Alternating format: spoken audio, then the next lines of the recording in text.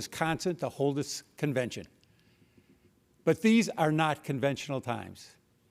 And as a result, as we all know, this is not a conventional convention. And as much as we would have loved to host you in person, I am proud that the Democratic Party and the City of Milwaukee have made the health of our residents our #1 priority. Unlike the President, we've never called COVID-19 a hoax. Unlike the President, we've never made fun of face masks. And unlike the President, we've never belittled our public health experts. We understand why we can't be together this week, and I hope you do too. And as our party comes together virtually to nominate Joe Biden to be our next president, we're showing the country that we're nominating a leader who isn't afraid to make tough choices or to work with health experts, not against them, to address this pandemic. Milwaukee is a very special place on America's fresh coast. I look forward to the day when you are all able to come experience our beautiful lakefront, our historic neighborhoods, and above all, our diverse, hardworking, and friendly residents. But in the meantime, it is my honor to call the second session of the 48th Quadrennial National Convention of the Democratic Party to order.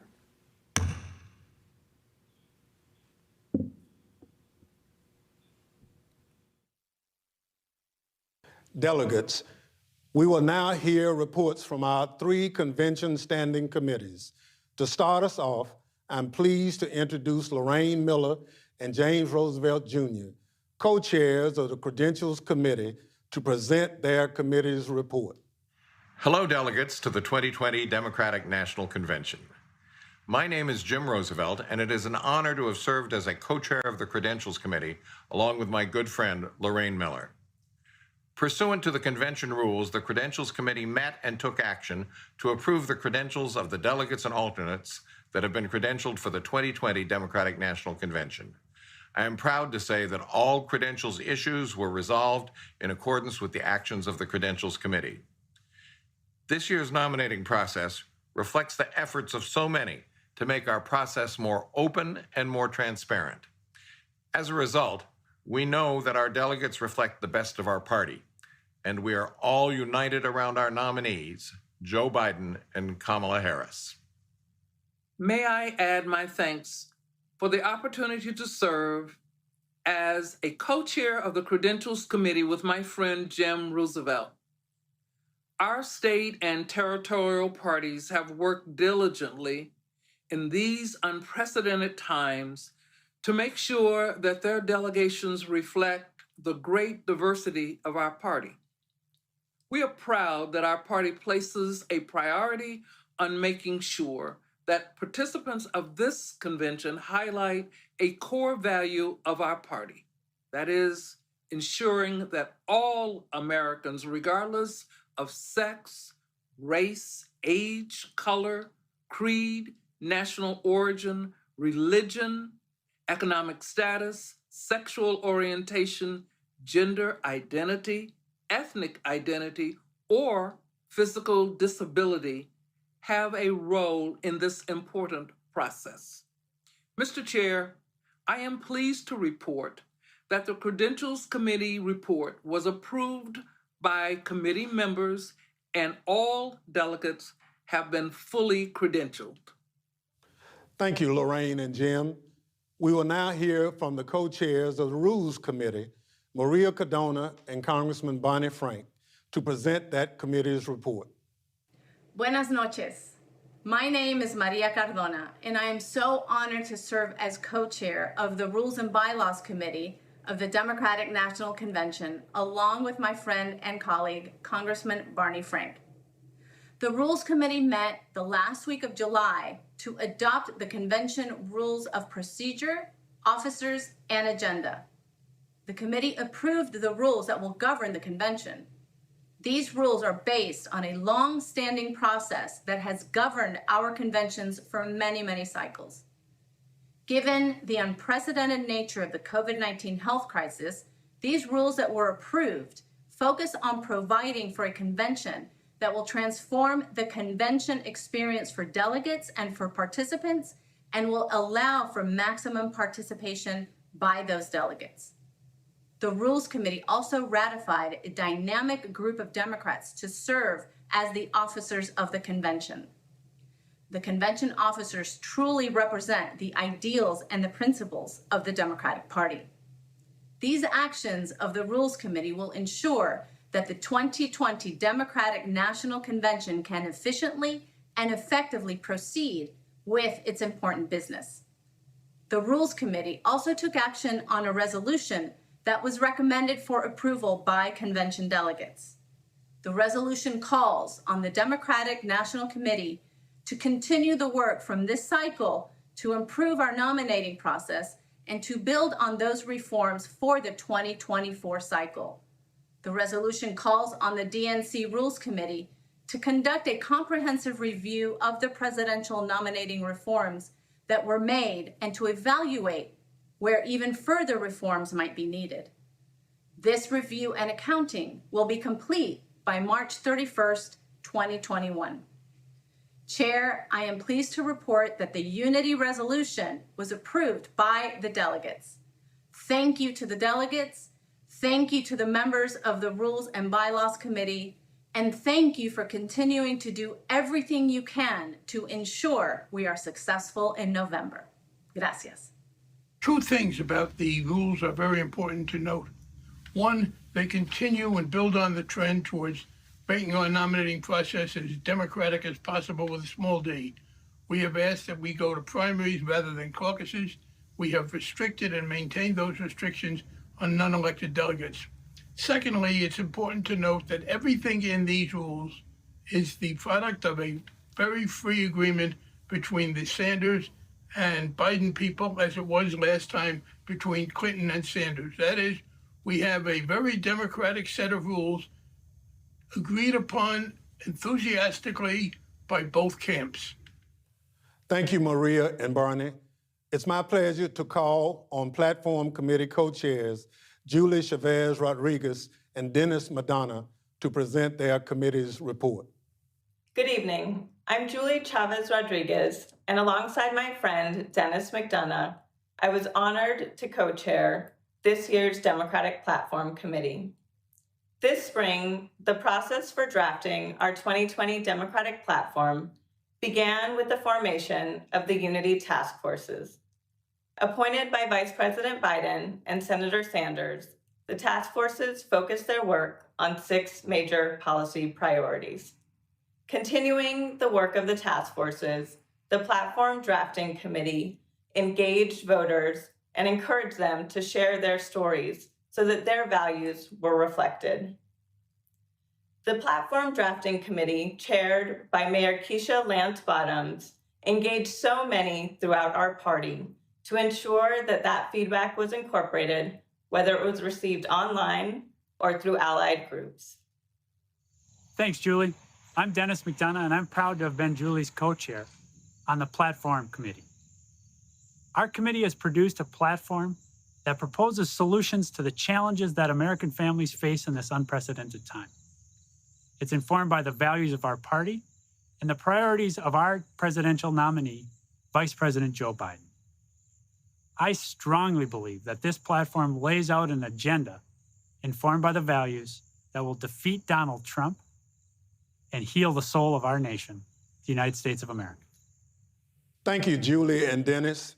Thank you to all the members of all 3 standing committees for your important work to ensure we have a smooth and orderly convention, a platform that represents our party's values and interests, and a plan for continuing to look at how we conduct our affairs in the best spirit of openness, fairness, and inclusion.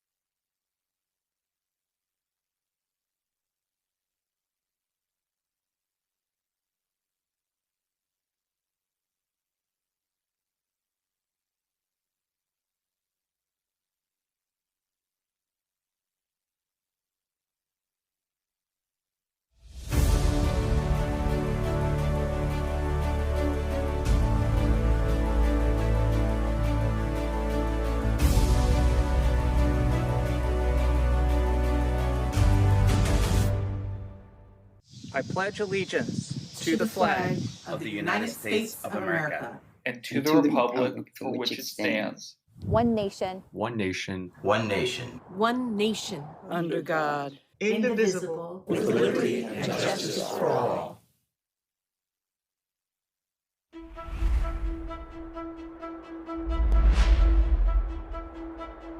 My fellow Americans, this is my country. Many of us have fought hard for the right to say that. Many are now struggling today from the Harlem to Da Nang so that they may say this with conviction. This is our country. We are a people in a quandary about the present. We are a people in search of our future. We must make the American people hear our tale of two cities. We must convince them that we don't have to settle for two cities, that we can have one city, indivisible, shining for all of its people. If you give us a chance, we can perform. After all, Ginger Rogers did everything that Fred Astaire did. She just did it backwards and in high heels.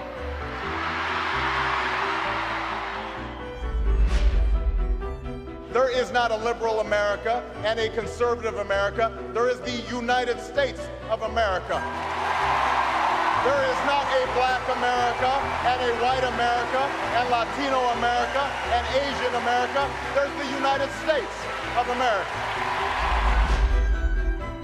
The American dream is not a sprint or even a marathon, but a relay.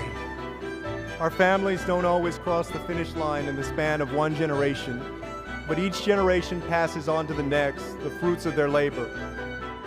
We are one people, all of us pledging allegiance to the Stars and Stripes, all of us defending the United States of America.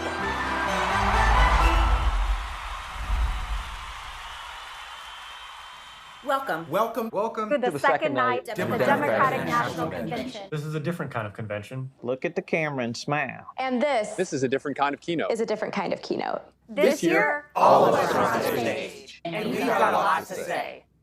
Let's get real. There's a lot riding on this election. When we're facing the biggest economic and health crisis in generations, because our president didn't and still doesn't have a plan.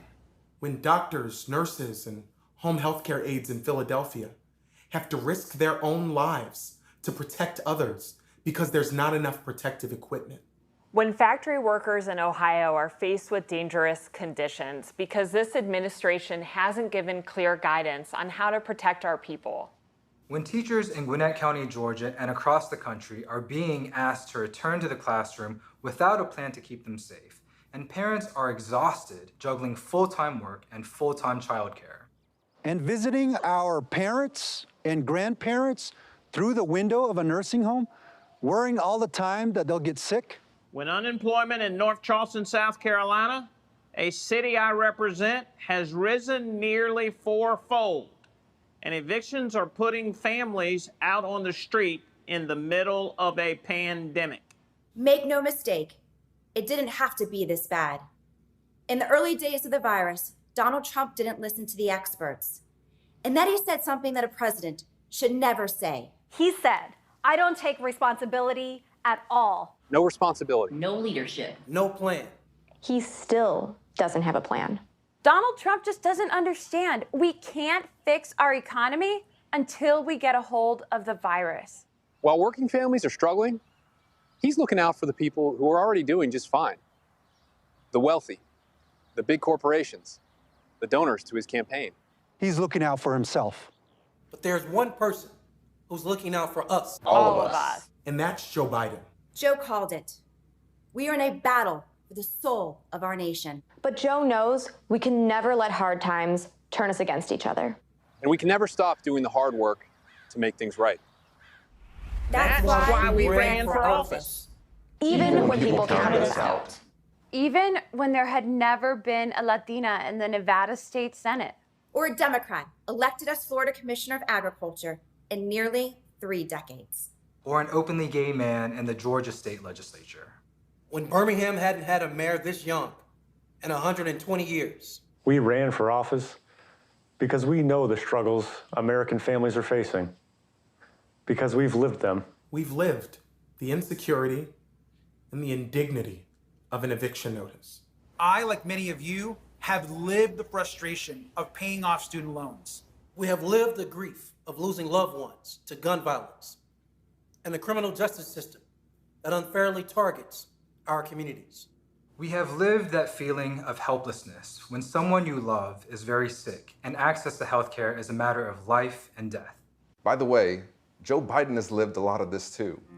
He was raised in a middle-class family in Scranton, Pennsylvania and Claymont, Delaware.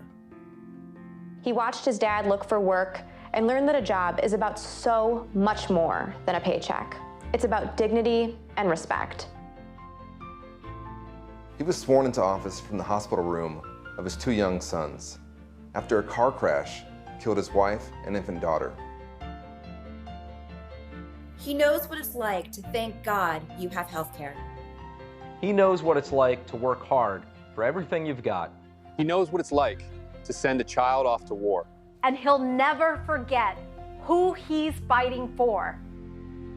I look around my district in North Texas, and I see the people who built this country. The educators, like the single mom who raised me. The men and women on the front lines of our healthcare system. You built this country. Small business owners, like the ones whose shops and restaurants line the streets of Birmingham, Michigan. Charleston, South Carolina. Of tribal nations. Line the streets of Philadelphia and bring our communities to life. You built this country. The nurses in Memphis who came out of retirement to treat patients during this pandemic. You built this country. And you know what? You deserve more than the constant chaos that Donald Trump delivers. You deserve health care you can afford, a job that pays you fairly.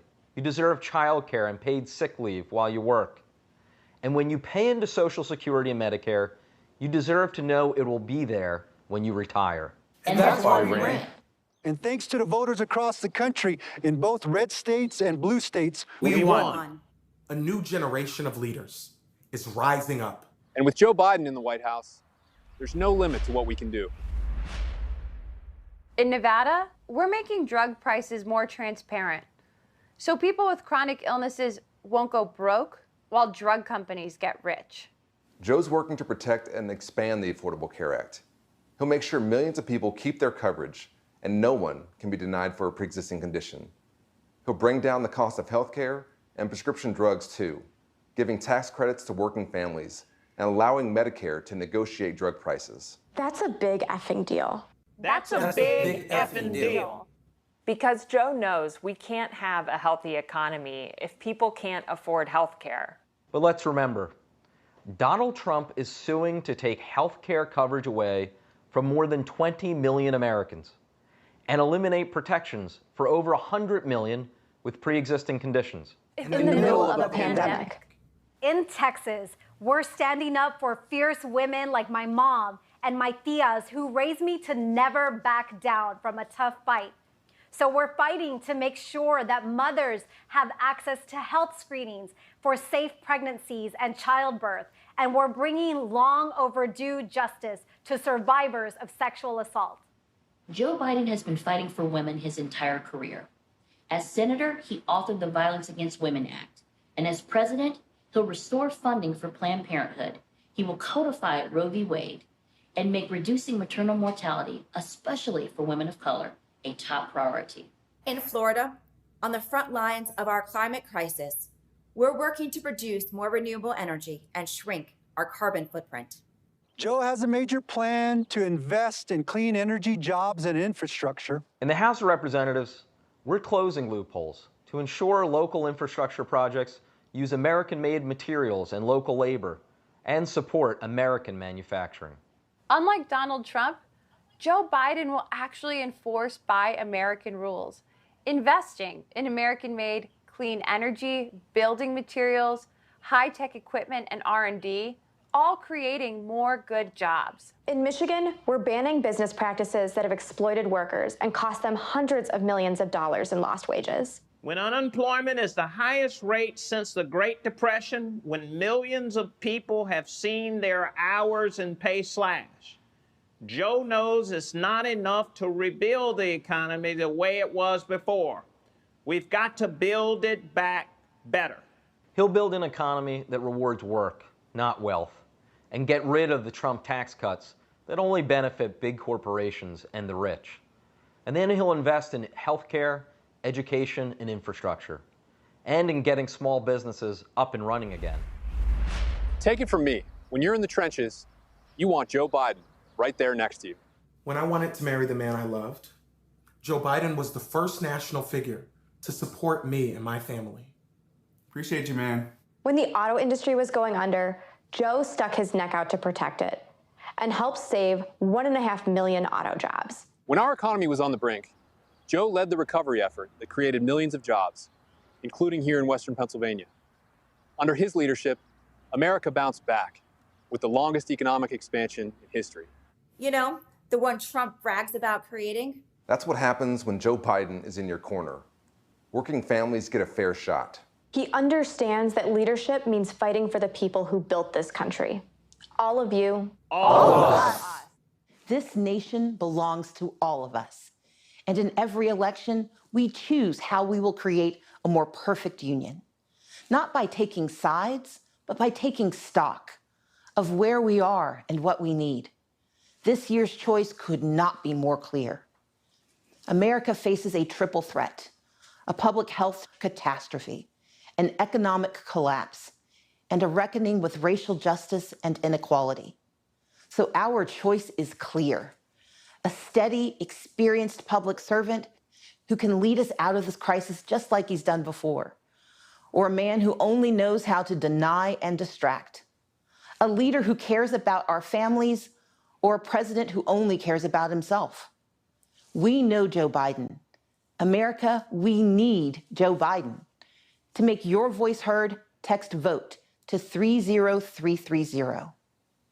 In a democracy, we do not elect saviors.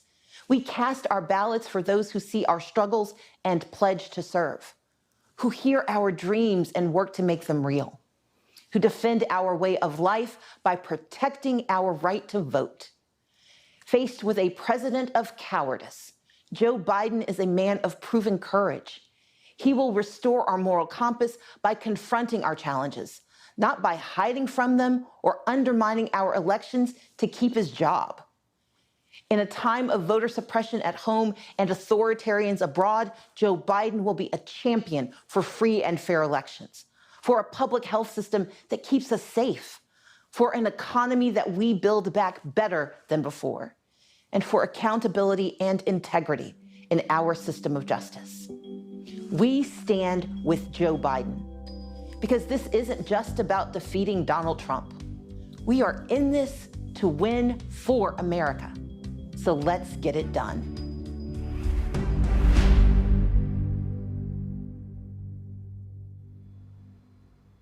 Hello, I'm Tracy Ellis Ross, and how exciting to hear from young elected leaders from across the country. A perfect way to begin night 2 of the Democratic National Convention, Uniting America. Tonight is all about leadership. This unprecedented moment calls for leadership, steady, inclusive leadership, driven by people who understand that our democracy is based on the value of each and every one of us being treated with dignity and respect. Leaders who respond to the needs of hardworking Americans who, right this minute, are unable to pay rent, put food on the table, and keep their loved ones safe. As a Black woman, I find myself at a crucial intersection in American politics. For far too long, Black female leadership in this country has been utilized without being acknowledged or valued. But we are turning the tide. Hello, Kamala. Her nomination is historic for anyone who believes in we the people. Like Senator Harris and many we saw in the keynote, today's leaders emerge from communities that have long been underrepresented. They're charting new paths in the spirit of Shirley Chisholm, Charlotta Bass, Fannie Lou Hamer, and John Lewis. They get in good trouble, necessary trouble. They call things out otherwise ignored, elevating our nation and changing the course of our lives for the better. With every vote we cast for forward-thinking, honest leaders, we chip away at ingrained systems of inequity, and we bend the arc of justice. True leaders make sure that policy is informed by all of us, bridging our burdened past to a safe, equitable, and even joyful future. Joe Biden and Kamala Harris are that bridge, heeding voices from within the movement for racial justice, listening to the people, and acting with empathy and compassion to reflect our shared humanity. Tonight, we'll hear from a number of American leaders, including former acting U.S. Attorney General Sally Yates, who refused to defend an unconstitutional travel ban and paid for it with her job. The threat to this nation, to our democracy, is real. It's clear and it's present. You've watched the president now for 3 years. Look at what he's doing. Instilling fear. I mean, not joking, instilling fear. Sowing division, stoking racial division. Undercutting every institution that was designed to check the abuse of power by the president or anyone else. All this for what reason? All this in order to solidify his base and expand his power.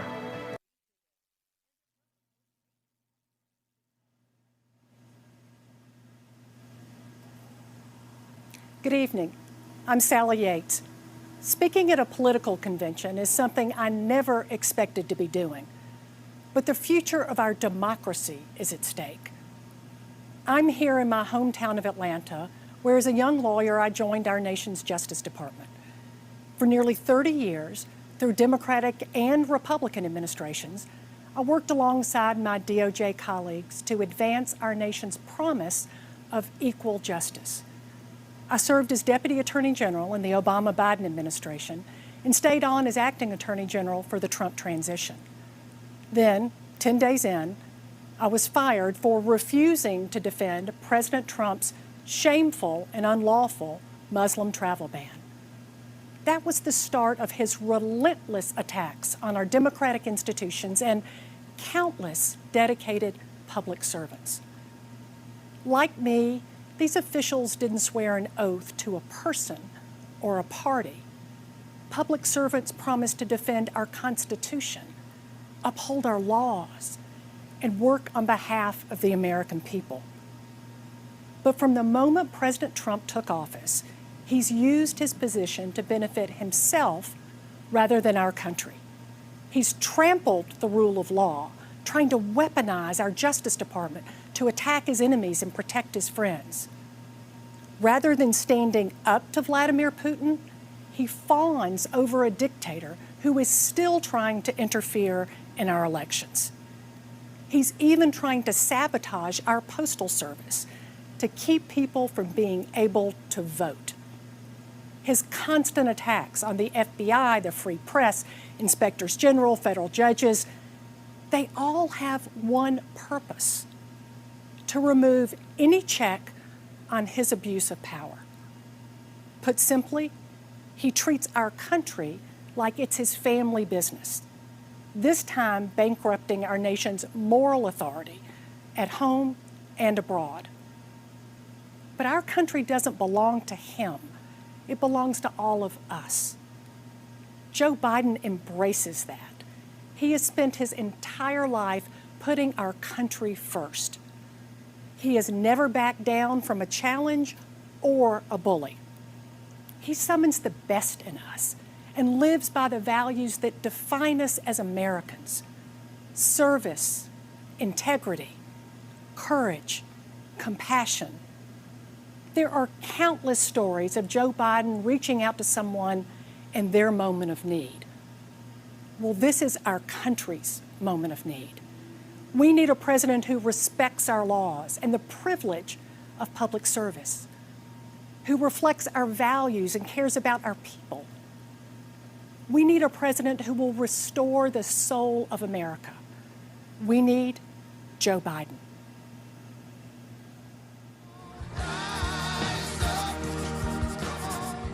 Over the last 4 years, we have experienced failed leadership under Donald J. Trump. We've had to deal with this insanity. I've watched our country deteriorate. The cover-ups, the lying, the favoritism. The disregard for the Constitution. Donald Trump has failed America. It is time for us to reclaim our constitutional and democratic values. We need to prove to the world, and most importantly, prove to ourselves that we are better than this. We need an experienced leader. A leader that has passion, integrity, and strategic leadership skills. And his name is Joe Biden. Joe Biden. Joe Biden is that leader. And he really wants the best for this country. He understands and respects our democracy, the rule of law, and the U.S. Constitution.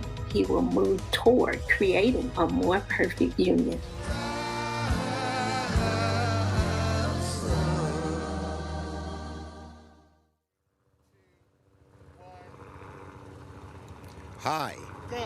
Hi, this is Senator Chuck Schumer, Democratic leader from my hometown, Brooklyn, New York. Behind me is a sight I see out of my window every night, the Statue of Liberty, the same sight that greeted hopeful immigrants like my grandparents, a symbol of freedom and a beacon of hope to the world. Today, Donald Trump has divided our country, diminished our greatness, and demeaned everything that this statue represents. He even hid in a bunker as Americans were tear-gassed and beaten. Millions are jobless. 170,000 Americans have died from COVID, and Donald Trump says it is what it is. President should never say it is what it is. President Lincoln, honoring the great sacrifice at Gettysburg, didn't say it is what it is. President Roosevelt, seeing a third of the nation ill-housed, ill-clad, and ill-nourished, didn't say it is what it is. America, Donald Trump has quit on you. We need a president with dignity, integrity, and the experience to lead us out of this crisis. A man with a steady hand and a big heart who will never, ever quit on America. That man is my friend, Joe Biden. He will be a great president. But if we're going to win this battle for the soul of our nation, Joe can't do it alone. Democrats must take back the Senate. We will stay united, from Sanders and Warren to Manchin and Warner. And with our unity, we will bring bold and dramatic change to our country. Let me tell you some of the things we do. With President Biden, Vice President Harris, and a Democratic majority, we will make health care affordable for all. We'll undo the vicious inequality of income and wealth that has plagued America for far too long, and we'll take strong, decisive action to combat climate change and save the planet. We will protect voting rights, fight systemic racism in the criminal justice system and in our economy, and restore a Supreme Court that looks out for people, not corporations. We'll rebuild our infrastructure and make sure every home, from inner city to rural America, has broadband. We will save the post office and once and for all defeat COVID-19, this evil disease.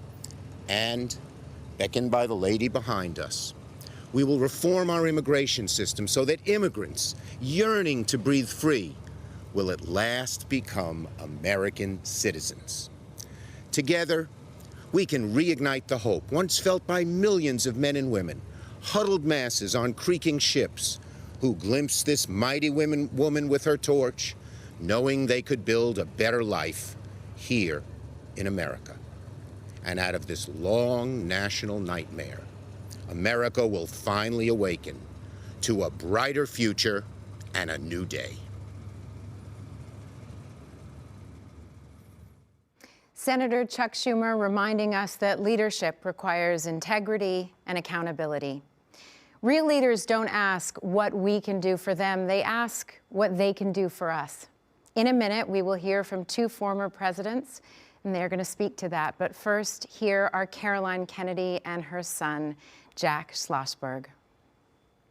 60 years ago, in a crowded LA stadium, my father accepted the Democratic nomination for president.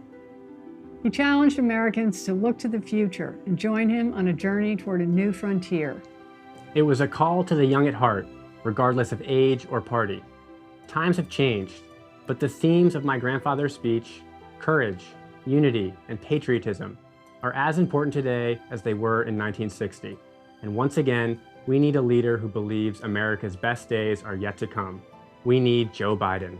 I've admired Joe Biden since I was a Senate intern in 1974.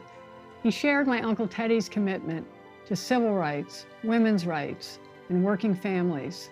He was a senator who cared, who led, who inspired. That's why I helped choose him to be Barack Obama's running mate in 2008. When I was U.S. Ambassador to Japan, I got to see Vice President Biden in action. He stepped off Air Force Two wearing his aviator glasses and a big smile, radiating American optimism and generosity. I saw a leader who was tough but fair, who commanded the trust and respect of other nations, and who always put America's interests first. Joe Biden's lifetime of public service reflects his unwavering commitment to our highest ideals. In this election, our future is on the ballot. For my generation, it will define the rest of our lives. We need to tackle climate change. We need to end systemic racial injustice. We need to make healthcare available for everybody, and we need to rebuild an economy that helps working families. We can do this. We can reach these new frontiers, but only with a president who asks what he can do for our country and what together we can do to build a better world. It's up to us.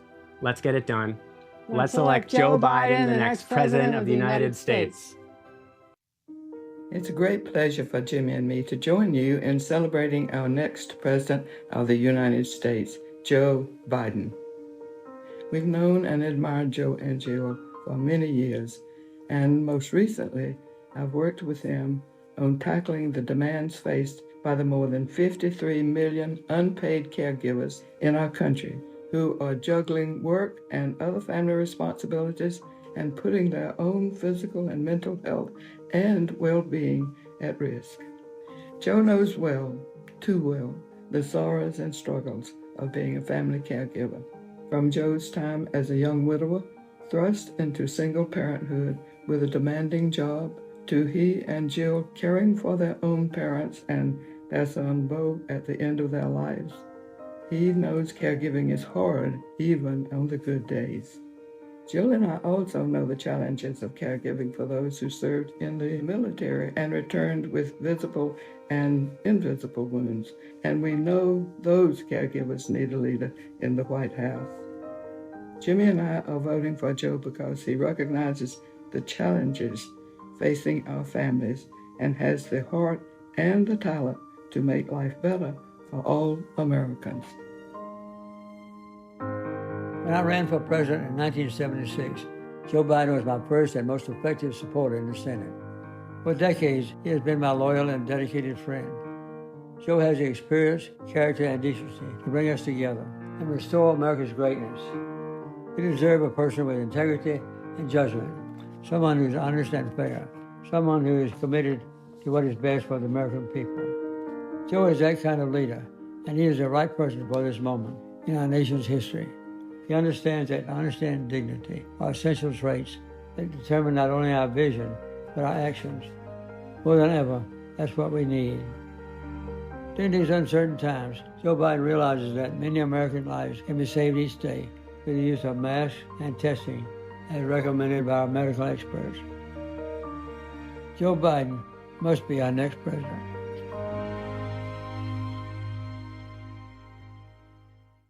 Good evening. A presidential election is the world's most important job interview. At the end, we hire a leader to help us solve problems, create opportunities, and give our kids better tomorrows. That's a tall order this year, with the COVID-19 outbreak on a path to killing 200,000 people and destroying millions of jobs and small businesses. How did Donald Trump respond? At first, he said the virus was under control and would soon disappear. When it didn't, He was on TV every day bragging on what a great job he was doing, while our scientists waited to give us vital information. When he didn't like the expert advice he was given, he ignored it. Only when COVID exploded in even more states did he encourage people to wear masks. By then, many more were dying. When asked about the surge in deaths, he shrugged and said, "It is what it is." But did it have to be this way? No. COVID hit us much harder than it had to. We have just 4% of the world's population, but 25% of the world's COVID cases. Our unemployment rate is more than twice as high as South Korea's, 2.5 times the United Kingdom's, more than 3 times Japan's. Donald Trump says we're leading the world. Well, we are the only major industrial economy to have its unemployment rate tripled. At a time like this, the Oval Office should be a command center. Instead, it's a storm center. There's only chaos. Just one thing never changes: his determination to deny responsibility and shift the blame. The buck never stops there. Now you have to decide whether to renew his contract or hire someone else. If you want a president who defines the job as spending hours a day watching TV and zapping people on social media, he's your man. Denying, distracting, and demeaning works great if you're trying to entertain or inflame. But in a real crisis, it collapses like a house of cards. COVID just doesn't respond to any of that. To beat it, you've got to actually go to work and deal with the facts. Our party is united in offering you a very different choice: a go-to-work president, a down-to-earth, get-the-job-done guy, a man with a mission to take responsibility, not shift the blame, concentrate, not distract, unite, not divide. Our choice is Joe Biden. Joe helped bring us back from a recession before, and he can do it again. In 2009, Barack Obama and Joe Biden started with the worst economy since the Great Depression. And when they were done, they delivered more than 6 straight years of job growth. What did Joe do? He accepted responsibility for implementing the Recovery Act. His work created a lot of new jobs and started many new companies in communities across our country. Now Joe's committed to building America back again. How? He's given us smart, detailed plans to invest in areas vital to our future: innovative financing for modern factories and small businesses, good jobs in green energy and conservation to combat climate change, a modern infrastructure that brings small town and rural America the connectivity and investment others take for granted, and a plan to ensure that Black Americans, Latino Americans, Native Americans, women, immigrants, and other communities left behind are full participants in our economy and our society. Joe Biden wants to build an economy far better suited to our changing world.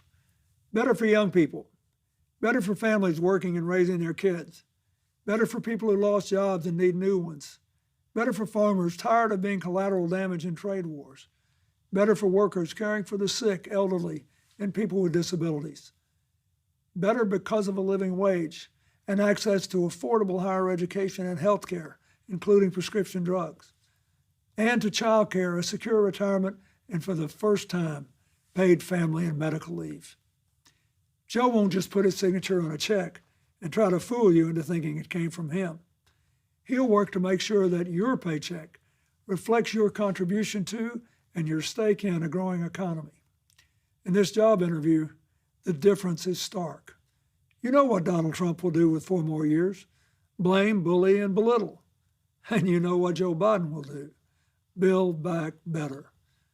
It's Trump's us versus them America against Joe Biden's America, where we all live and work together. It's a clear choice.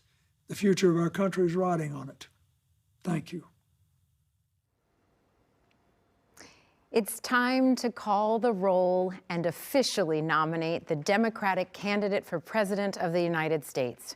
But this year, for the first time, the roll call is heading out to all 57 states and territories, places that showcase our nation's natural beauty, places where people are working together to secure a better future for our country, and places that are working to rebuild and recover, like Iowa, where thousands have been left homeless and hundreds of thousands have been left without power in the wake of last week's terrible storm. Our hearts are with you, Iowa. There's so much going on right now. Tonight, we come together to nominate a candidate who will fight for all of us. The convention delegates will do the official nominating, but you can join them in supporting Joe Biden. Text JOIN to 30330 to get involved. And now, the chair of the Democratic National Committee, Tom Perez.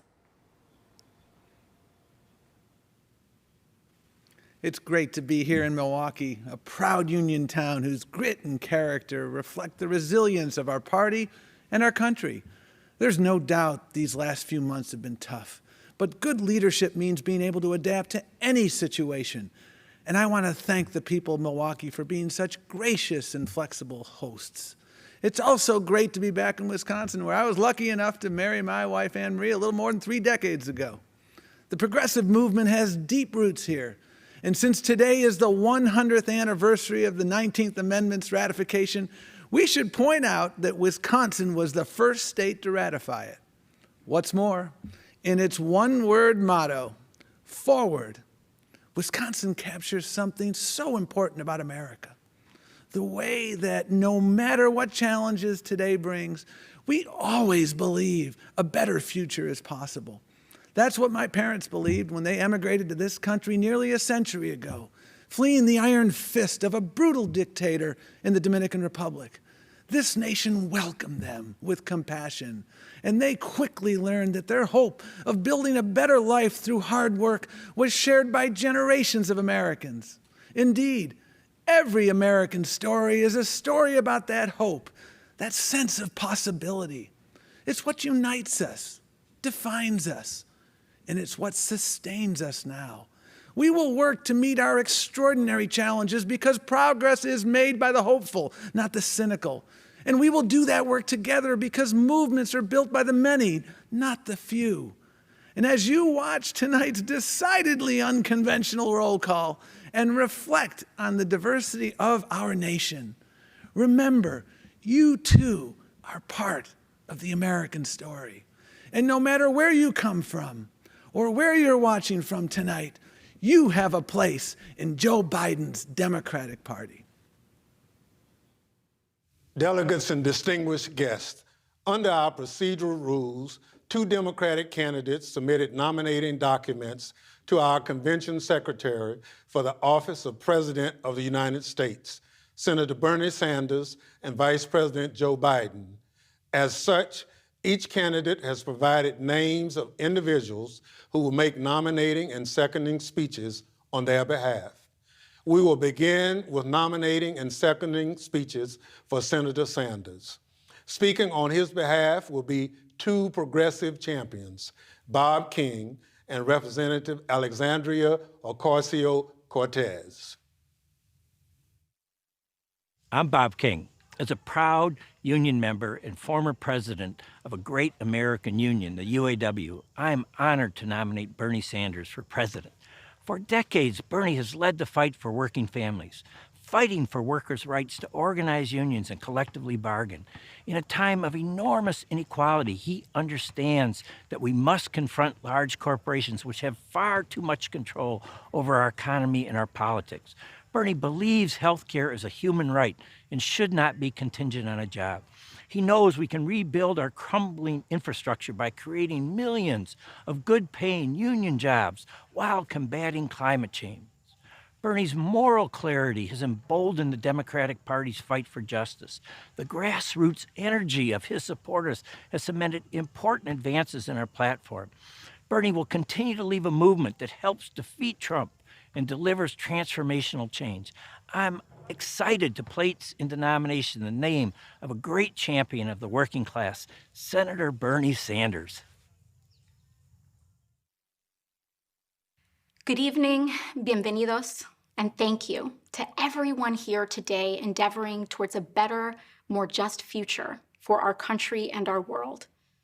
In fidelity and gratitude to a mass people's movement working to establish 21st century social, economic, and human rights, including guaranteed health care, higher education, living wages, and labor rights for all people in the United States.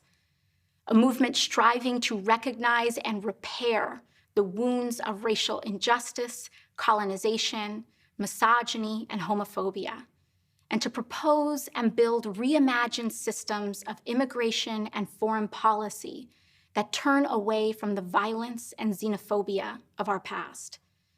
A movement that realizes the unsustainable brutality of an economy that rewards explosive inequalities of wealth for the few at the expense of long-term stability for the many, and who organized a historic grassroots campaign to reclaim our democracy.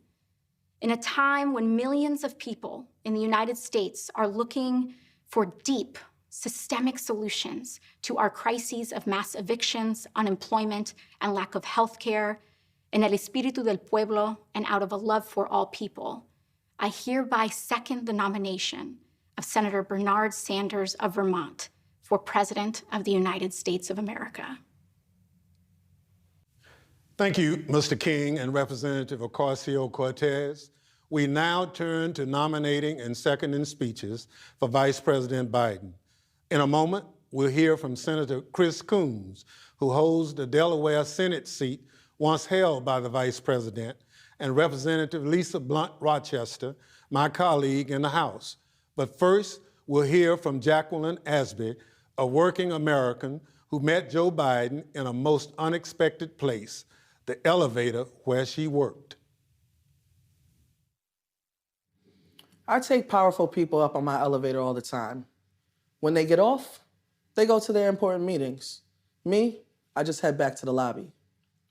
But in the short time I spent with Joe Biden, I could tell he really saw me, that he actually cared, that my life meant something to him. And I knew, even when he went into his important meeting, he'd take my story in there with him. That's because Joe Biden has room in his heart for more than just himself. We've been through a lot, and we have tough days ahead. But nominating someone like that to be in the White House is a good place to start. That's why I nominate my friend, Joe Biden, as the next president of the United States. I'm Senator Chris Coons from Delaware, a small state where people expect to see their senators, and even sometimes their vice president, at the supermarket, at a church festival, out in their community. Joe fights for us because he knows our struggles and hopes. He knows the pain of loss and the worries of working parents. And he's always brought that same personal concern he showed for Jacqueline to getting things done as our senator and then as President Obama's vice president. Joe's tackled gun violence and climate change. He stood up to dictators and supported our troops. He led the recovery effort after the last recession and delivered on a promise to make our healthcare system fairer and stronger. Through it all, Joe Biden's never forgotten where he's from. He's been sustained by his faith and his family through the toughest of times, and he has the heart and the compassion for this moment. For all of these reasons and more, it's my honor to second the nomination of my good friend, Joe Biden, to be the next president of these United States. I'm Congresswoman Lisa Blunt Rochester. In some history class in the future, children are learning about this moment. They're learning about our pain, our grief, our worry. But they're also learning about a man named Joe Biden, about how he restored decency to our government and integrity to our democracy. They're learning about how we conquered a pandemic, stood united for racial justice, and built our economy back better than before. They're learning about how his leadership gave their generation a fighting chance. They're learning about us too, about the resolve and the unity we showed against the forces of hatred and division, about the work we will do over the next 11 weeks, and about the night when, despite our distance, we came together to nominate Joe Biden for President of the United States, a nomination I'm honored to second. Thank you all. Pursuant to our convention rules, we'll now proceed to a roll call by states on the selection of our party's candidate for the President of the United States. Secretary Ray.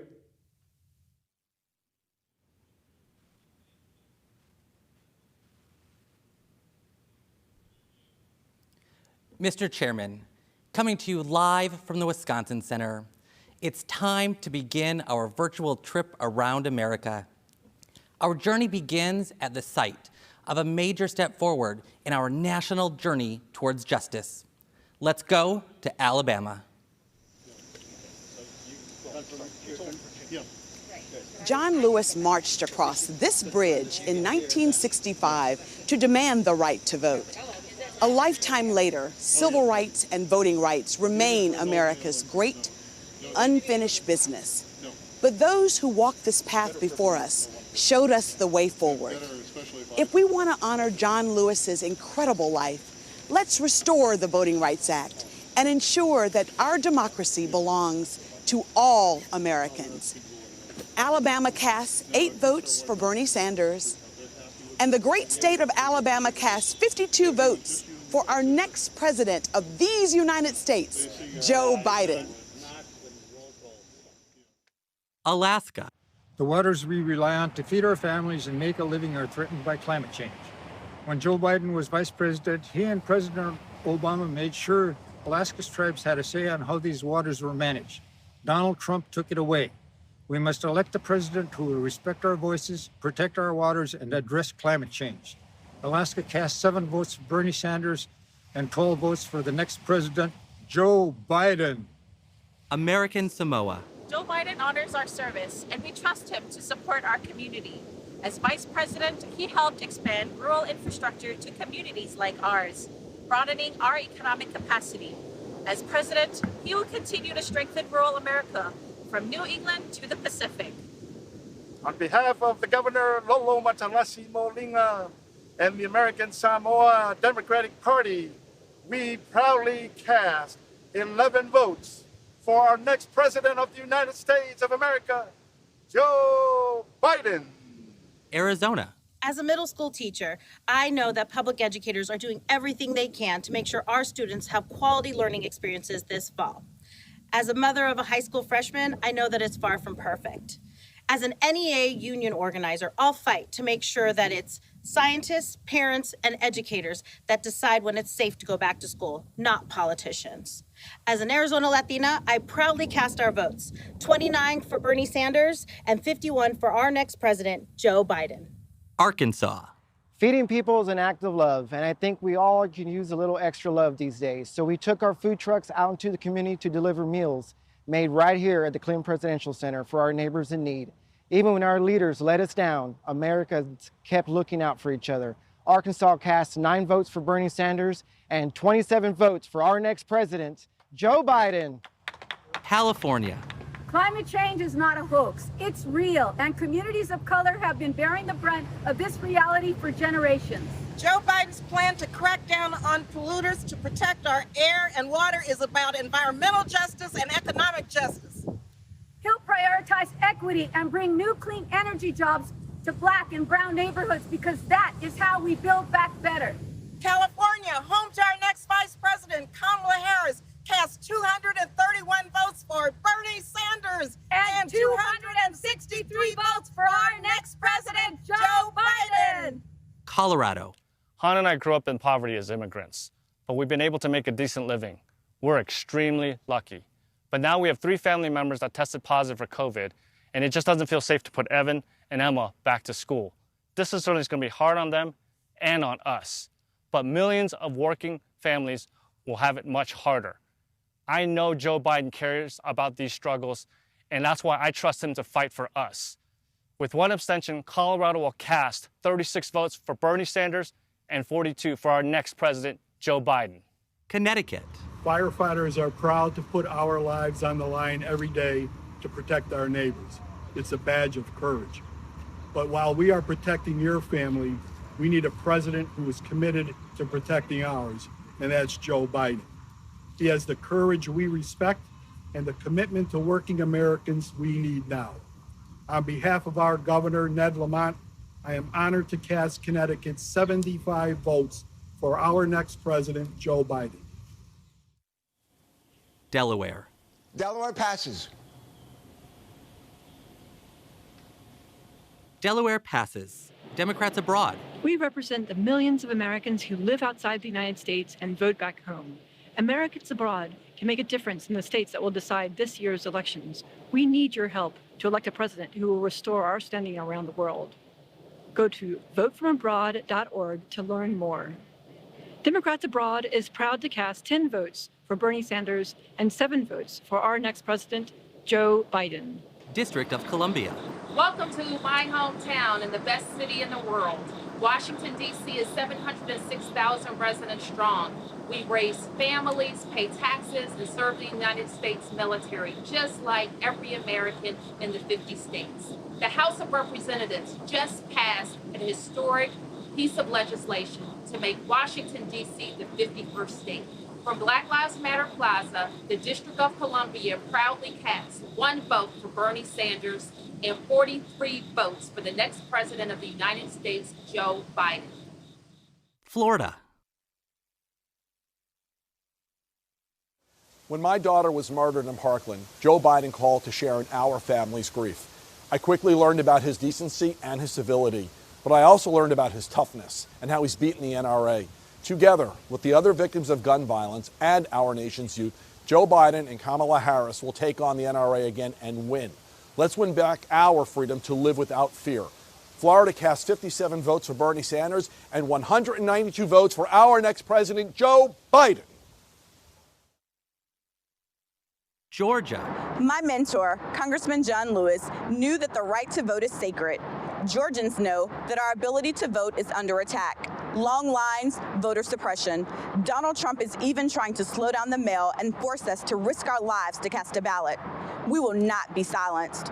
Take out your phone and text VOTE to 30330 and make sure your voice is heard in this election. From the cradle of the civil rights movement and in the spirit of good trouble, Georgia cast our 117 votes for our next president, Joe Biden.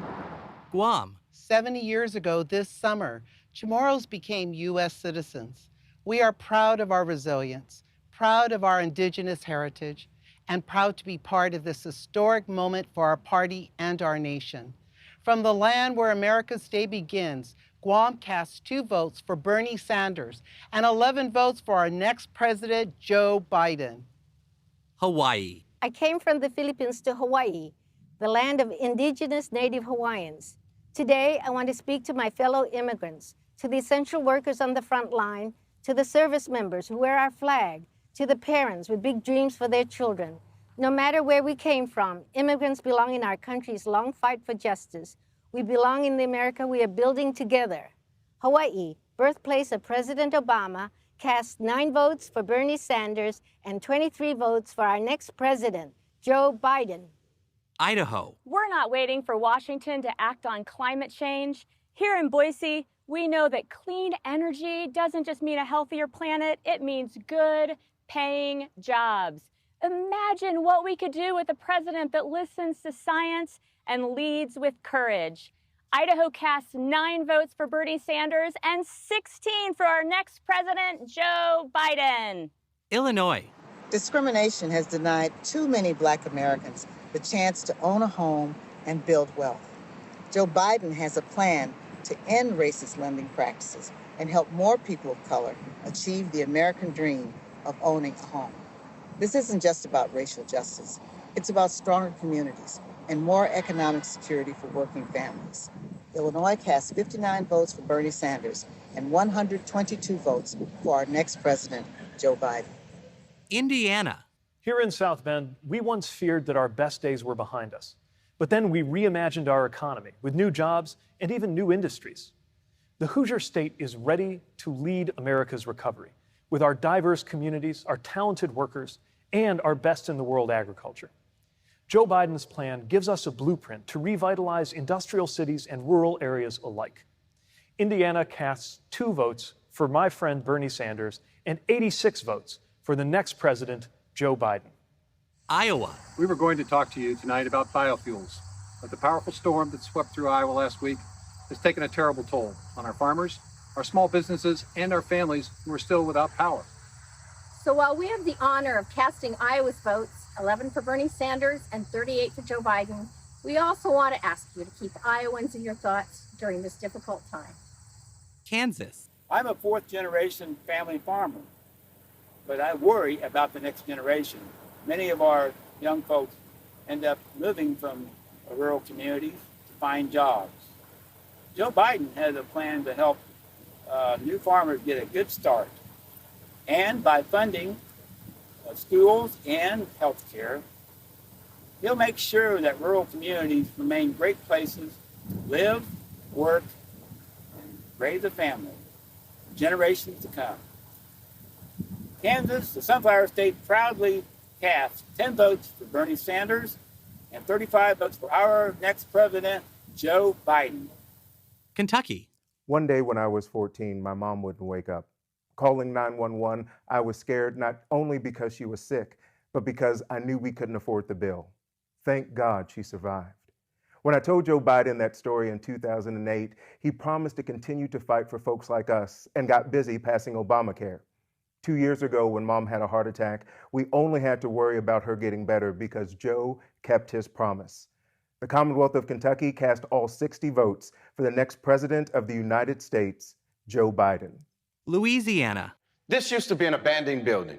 Now it's a thriving art studio, a community hub, a place where independent artists can make their name and parents can bring their kids during these difficult days of remote learning. Our cities are strong because our people make them strong. And our economy will come back because our small businesses will bring it back. Louisiana cast all 60 of our votes for my friend and the next president, Joe Biden. Maine. My American dream, I'm living it. A 25-acre organic farm on the lake, a roadside farm stand, and a bed and breakfast. My husband and I aren't corporate tycoons. We just want to make an honest living and feed our community. Small businesses like ours are the backbone of rural economies across America.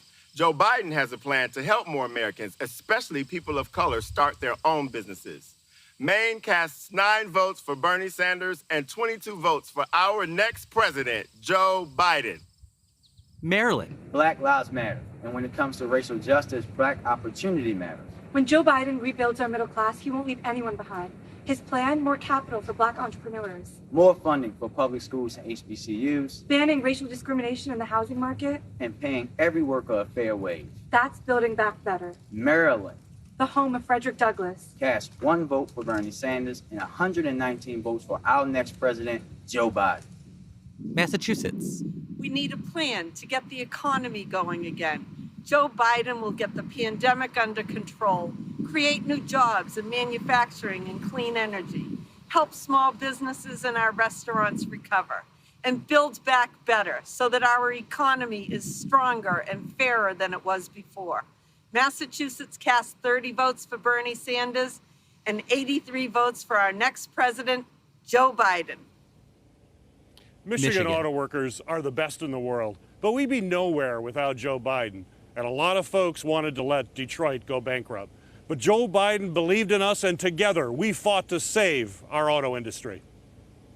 Now he's got a plan to create 1 million new auto jobs by investing in clean energy. Joe Biden believes in American workers. He's got our back, and we've got his. Michigan cast 53 votes for Bernie Sanders and 92 votes for our next president, Joe Biden. Minnesota. I'm here in Minnesota, the home of the headwaters of the Mississippi River. We know that a bridge shouldn't fall down in the middle of America, but it did. And we came together to rebuild it. That's what we do in America. That's what Joe Biden will do as president. He'll build back better. He'll cross the river of our divides and unite this country from our cities to our suburbs to our rural areas. And now we will virtually cross the great Mississippi to St. Paul to hear from my friend, Mayor Melvin Carter. Thank you, Senator. As the 46th mayor of a city that's more than ready for our 46th president, I'm proud to cast Minnesota's 31 votes for Bernie Sanders and 60 votes for our next U.S. president, Joe Biden. Mississippi. Tougaloo College reflects the progression of a people from slavery to citizenship to scholarship and leadership, contributing to Mississippi and the world. Our alumni are leaders like Convention Chairman Congressman Benny Thompson. Joe Biden wants to invest $70 billion in HBCUs like Tougaloo. Imagine what impact that could have on HBCUs. Imagine what impact HBCUs could have on America. Mississippi cast 2 votes for Bernie Sanders and 38 votes for our next president, Joe Biden. Missouri. As a member of the International Union of Bricklayers and Allied Craft Workers, Local 1 St. Louis, I love walking around the city and seeing the contributions that my brothers and sisters have made. We stand ready to rebuild our nation's infrastructure, and with Joe Biden's leadership, we'll create millions of new jobs, building back better. Missouri cast 28 votes for Bernie Sanders and 50 votes for our next president, Joe Biden. Montana. When COVID shut down my college, I came home to my parents' ranch to finish senior year online. But some days, I can't even get a video to load or an email attachment to send. Without reliable internet, there's no remote learning, no virtual doctor's appointments, and just try starting a small business. Rural broadband can be a game changer for rural communities like mine, and Joe Biden has a plan to make it happen. Montana cast 1 vote for Bernie Sanders and 18 votes for our next president, Joe Biden. Nebraska. I work at a meatpacking plant, making sure grocery store shelves stay full. They call us essential workers, but we get treated like we're expendable. Workers are dying from COVID, but a lot of us don't have paid sick leave or even quality protective equipment. We are human beings, not robots, not disposable. We want to keep helping you feed your family, but we need a president who will have our backs. Nebraska cast 33 votes for our next president, Joe Biden. Nevada. Working people are the backbone of our economy and the key to our recovery. Joe Biden knows it's not enough to praise them. We have to reward them. So let's raise the minimum wage to $15 an hour, empower workers to negotiate for better benefits and safer workplaces, and make it easier to pay for things like health care and higher education. I am proud to cast 24 votes for Bernie Sanders and 25 votes for our next president, Joe Biden. New Hampshire. Hello from the Granite State. We trust Joe Biden. Joe will provide the leadership necessary to bring us back from this awful pandemic. Joe has a plan to attack global climate change once and for all. And Joe will restore honesty, decency, and trust to the White House, reunite all Americans, and build a better future for all. The great state of New Hampshire awards 9 delegates to our friend and neighbor, Bernie Sanders, and 24 delegates to the next president of the United States, Joe Biden. New Jersey. We've been hit hard by COVID, but we're coming back. But we have to be smart. We have to listen to the experts, and we have to have a president who has a plan. That's why, in memory of all those we've lost, in solidarity with those who are sick or struggling, and in eternal gratitude for our heroic frontline workers, New Jersey cast 5 votes for Senator Bernie Sanders and 139 votes for the next president of the United States, Joe Biden. New Mexico. Makoam, Inomamkima Kirimba. Greetings and good evening. My name is Derek Lente, State Representative, coming to you from the homeland of my ancestors here at the beautiful Pueblo of Sandia. New Mexico is a diverse state, home to 23 indigenous sovereign nations with a rich multicultural history. We are all united by the love of this beautiful place that we call home. And we believe that we owe it to the next generation to protect the natural and cultural resources that are their inheritance. And to that end, also respect tribal sovereignty. New Mexico proudly casts 4 votes for Bernie Sanders and 42 votes for the next president of the United States of America, Joe Biden. New York. As an immigrant from St. Vincent and the Grenadines and an 1199 SCIU registered nurse, I am proud to be part of America's fight against COVID-19. But many healthcare workers don't get paid sick leave or have enough protective equipment. I have 2 children with asthma and a mother who's high risk. I worry every day about bringing this virus home to them. Joe Biden's plan will help us take better care of your loved ones as well as our own.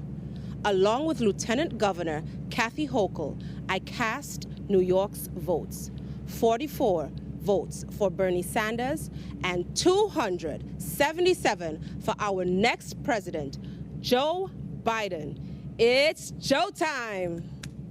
North Carolina. I've been doing this for a long time, so let me just be plain.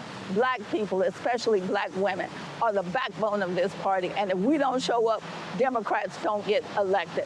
I'm putting on my mask, and we're going to every corner in North Carolina to help organize, because we need to make sure everyone shows up for Joe Biden. He will show up for us.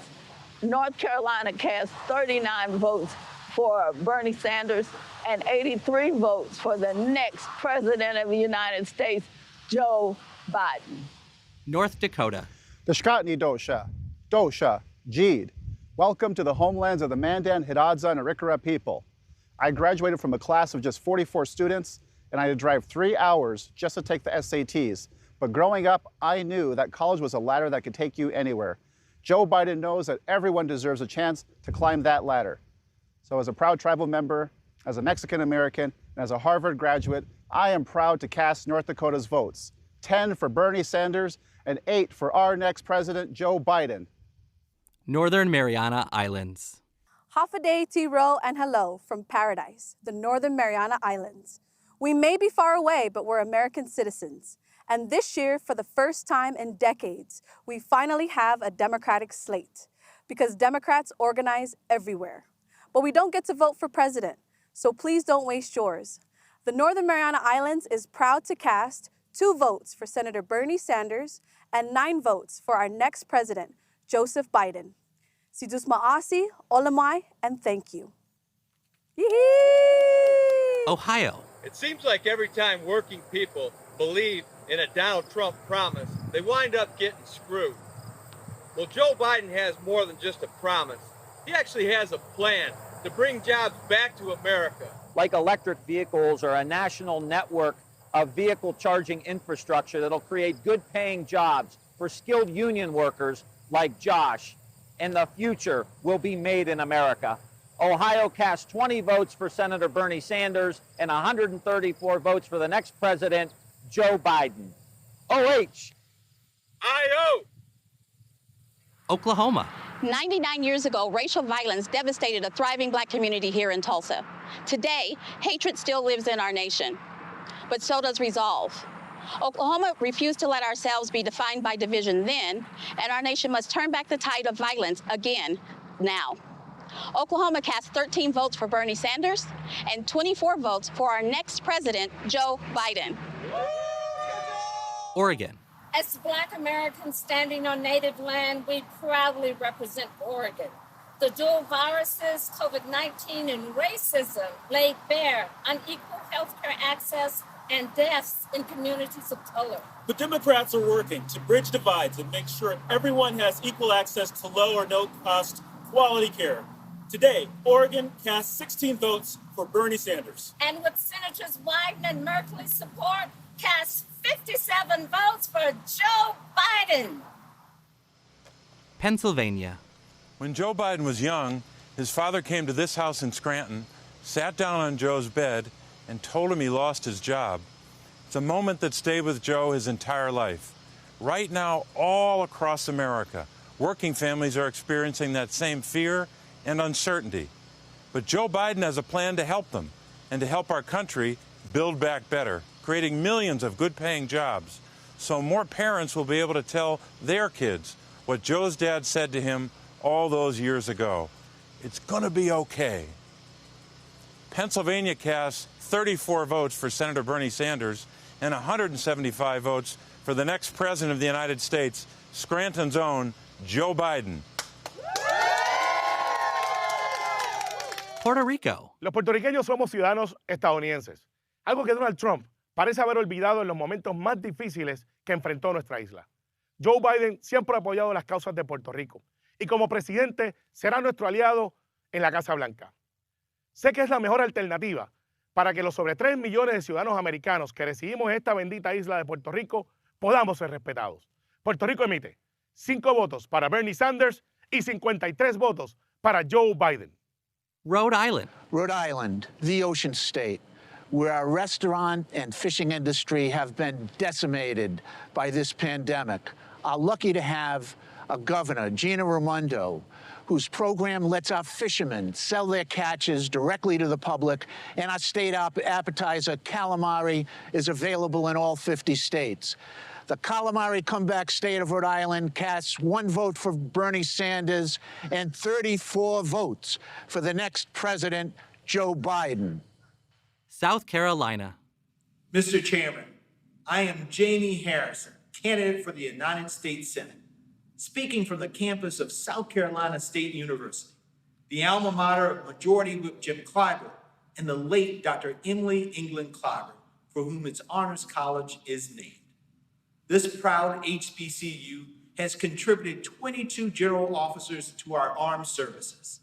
And tonight, I proudly cast South Carolina's 64 votes as follows: 15 for Bernie Sanders and 49 for our next president of the United States, Joe Biden. South Dakota. Midakiapi, relatives. As a first American and citizen of the Standing Rock Sioux tribe, I welcome you to the Pahasapa, the Black Hills, the site of my creation story, and home to the Ocheti Shakowi, the great Sioux nation. We often say, Midaku Yeyayasi, we are all related.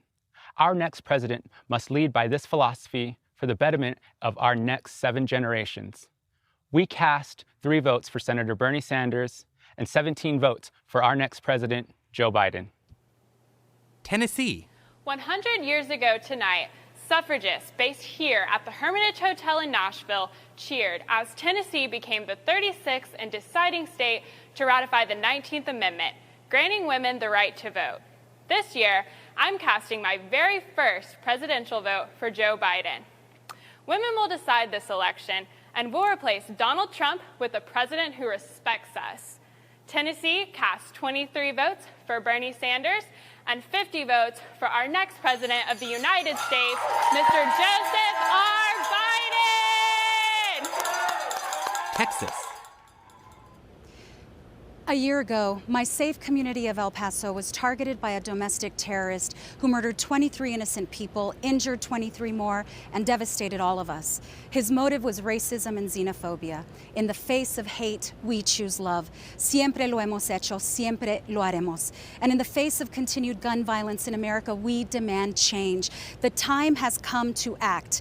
With 1 abstention, the great state of Texas cast 98 votes for Bernie Sanders and 161 votes for our next president, Joe Biden. Utah. Here in Utah, we've had mail-in voting for years. If you're registered to vote, you automatically get sent a ballot. It's fast, it's reliable, and it's easy for everyone to participate. In 2016, we had turnout well over 80%, and this year we're expecting even higher. That's why Democrats and Republicans here in Utah agree. Mail-in voting strengthens our democracy. Utah cast 17 votes for Bernie Sanders and 16 votes for our next president, Joe Biden. Vermont. The state of Vermont, strongly believing in economic justice, social justice, racial justice, and environmental justice, proudly supporting democracy and the Constitution of the United States, and vehemently opposed to the authoritarianism and racism of the Trump administration, is proud to cast 15 votes for Vermont Senator Bernie Sanders and 9 votes for the next president of the United States, Joe Biden. The U.S. Virgin Islands. In recognition of our Governor Albert Bryan Jr. and our delegate to Congress, Stacey Plaskett, we bring you greetings from the Virgin Islands of the United States. Yes! Where a young Alexander Hamilton was raised, the vacation home of a nominee with turquoise waters, white sand beaches, and friendly people. We cast our 13 votes for Joseph R. Biden. Yes! Virginia. 3 years ago, my beloved city, Charlottesville, Virginia, was attacked by white supremacists and a young woman was killed. We were attacked again when Donald Trump praised those racists, turning his back on a community that just wanted peace. That was the day Joe Biden decided to join this battle for the soul of America. Over time, my wife, Ghazala, and I have come to know his soul. He's a decent, compassionate man. He will bring this nation together. Virginia cast 32 votes for Bernie Sanders and 91 votes for our President, Joe Biden. Washington. Xin chào. As a 15-year-old refugee from Vietnam, I knew that education was the key to finding opportunities in my new home. When having children of my own, I became an advocate to improve the public education system that gave me a chance to contribute to our America. Democrats invest in education because we are committed to fighting for all kids. Washington cast 43 votes to Senator Bernie Sanders and 66 votes to our next president, Joe Biden. West Virginia. West Virginians have changed the narrative about public education. Parents, teachers, and service personnel have worked together to fight for safe and welcoming schools, sufficient funding for classroom equipment, and fair wages for teachers and school service personnel. Elections matter, but so does activism. So let's keep fighting to guarantee a quality education for all our children, and let's elect a president who will fight alongside us. West Virginia cast 34 votes for our next president, Joe Biden. Wyoming. After our son Matthew's death in Wyoming, Joe Biden helped pass legislation to protect LGBTQ Americans from hate crimes. Joe understands more than most our grief over Matt's death. But we see in Joe so much of what made Matt's life special: his commitment to equality, his passion for social justice, and his boundless compassion for others. With 3 abstentions, Wyoming cast 4 votes for Bernie Sanders and 11 votes for the next president of the United States, Joe Biden. Wisconsin. Welcome back to Milwaukee, Wisconsin, a great city on native land on a great lake. It's the place where I was born and raised, right in the heart of 53206 zip code. Now, this is a community that's been faced with some significant challenges due to historical injustice, but what many don't see is the joy, the resilience, and opportunity that lies within this community and so many others across America just like it, where hardworking people are fighting to provide for their families and to build a better future. We know that we build a better future for our nation by channeling Wisconsin's legacy as the birthplace of the labor and the progressive movement, and uniting around a bold, inclusive agenda that uplifts every community in the pursuit of a more just future, one that recognizes healthcare as a human right, one that tackles the climate crisis and takes on racial and economic justice. Wisconsin cast 30 votes for Bernie Sanders and 67 for the next president of the United States of America, Joseph R. Biden. Delaware. Long before this train station bore his name, you'd see Joe Biden up here on the platform with the rest of the crowd, on his way to work or going home to his family. That's always been his North Star, delivering for families like his own, working people who struggle and sacrifice to build a better life. Nobody has ever had to wonder who Joe Biden's in it for. Our nation faces daunting challenges, but I've known Joe Biden for 40 years, and there's nobody I trust more to lead our party, unite our country, and restore our standing in the world. What's more, he's humble. He tells the truth. He treats everybody he encounters with respect and builds bridges, not walls. He is a leader made for this moment and the finest public servant I've ever known. Delaware is proud to cast its 32 votes for our favorite son and our next president. Our friend, Delaware, Joe Biden.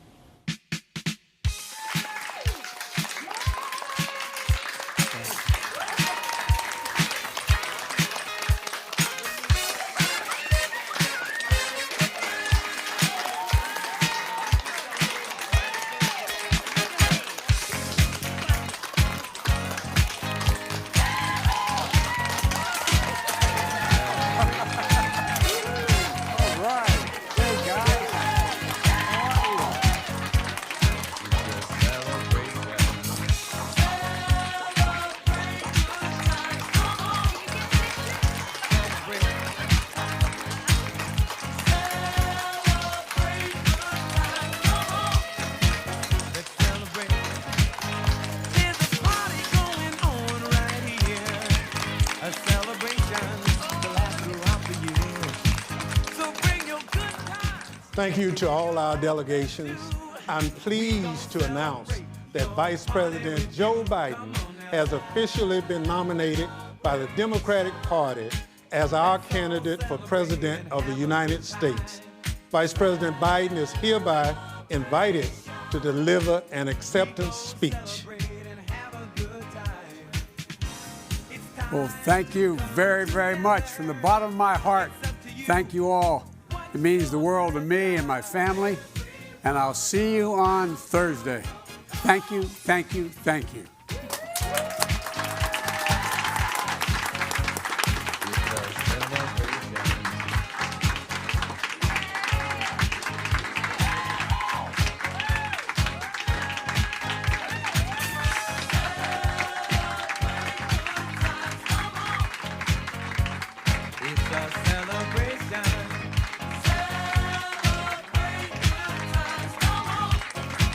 Let's celebrate.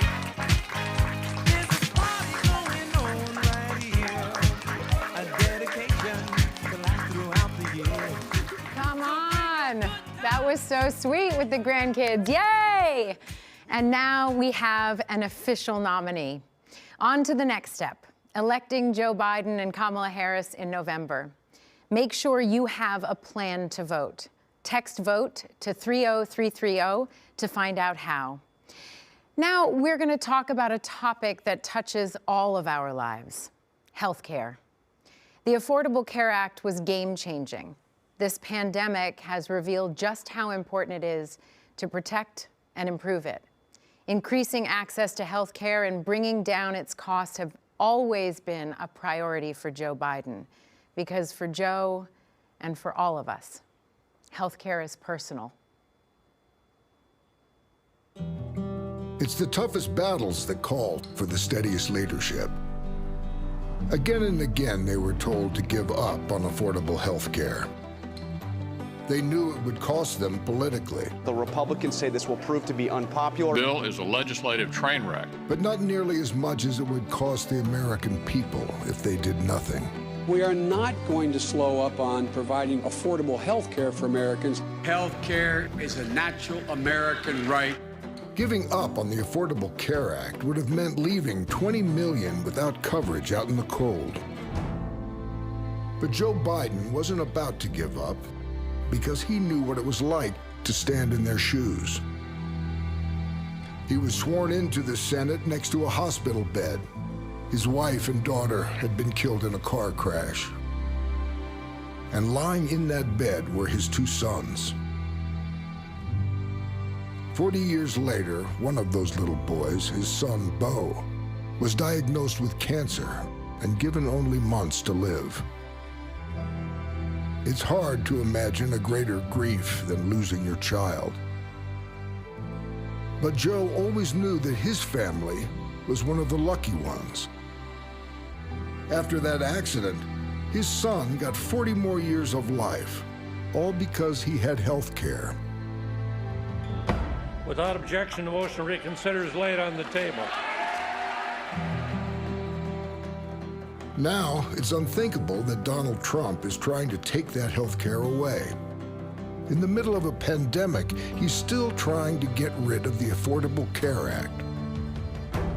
This fight is personal for Joe, as personal as it gets. So when Joe says he has a plan to strengthen the Affordable Care Act, protect those with pre-existing conditions, and expand access to every American, he's thinking about how having health care saved his boys. When his plan talks about lowering drug prices and making care more affordable, he's thinking about Beau, who spent his final days in comfort because he was insured. Joe Biden knows what affordable health care means to American families because of what it's meant to his. This is my promise to you. When I'm president, I will take care of your health care coverage and your family the same way I would my own. For that's what the presidency is, the duty to care for all of us, not just those who vote for us, but all of us. This job is not about me, it's about you, it's about us.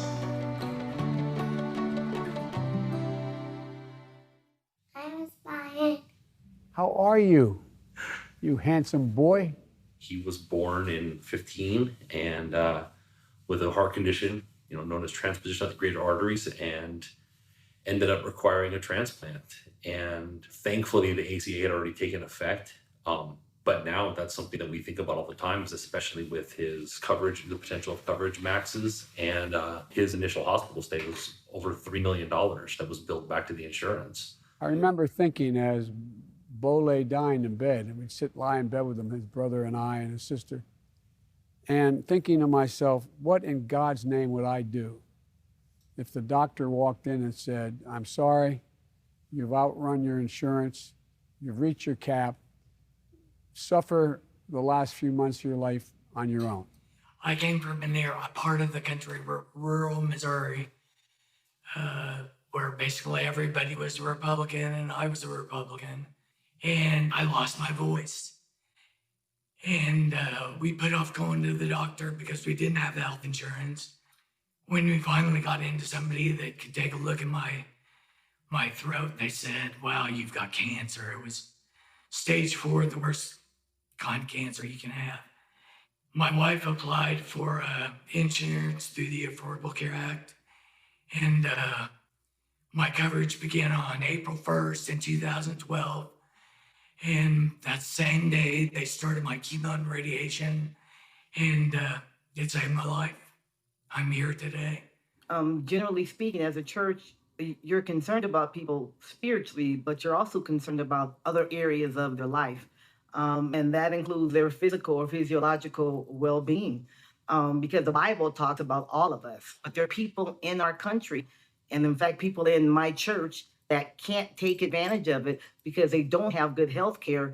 That's pretty discouraging to me, and that's pretty discouraging to them.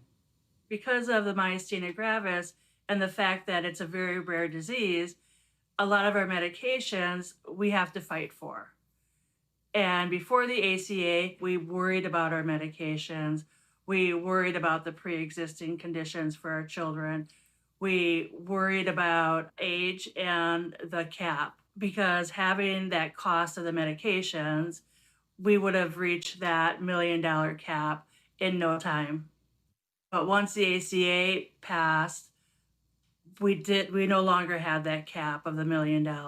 The fear that you all live in, understandably, if somehow tomorrow they said no insurance, you're not covered, is just devastating. Hey, Laura, how you doing? Yes, again. How you doing?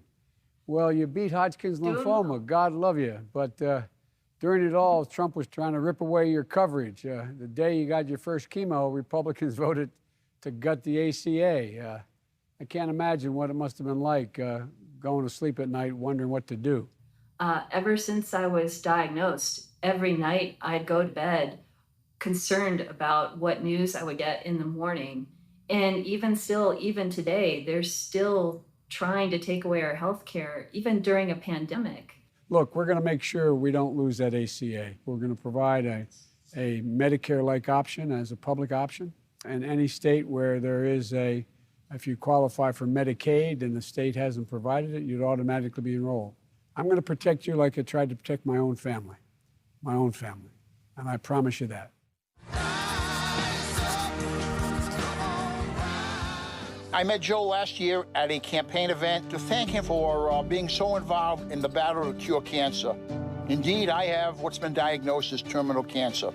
The inspiration and the empathy and the human love that he was shared with me has kept me going. I made an appointment for my wellness checkup provided for by the Affordable Care Act. I was told that I had ovarian cancer. I finished my course of treatment, and since then, I've been cancer-free, and I'm very grateful for that.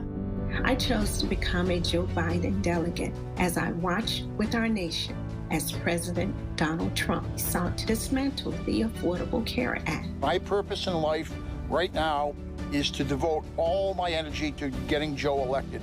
I anxiously jumped at the chance to become a Biden delegate. You will continue to strengthen the Affordable Care Act so that diseases like cancer don't go undetected.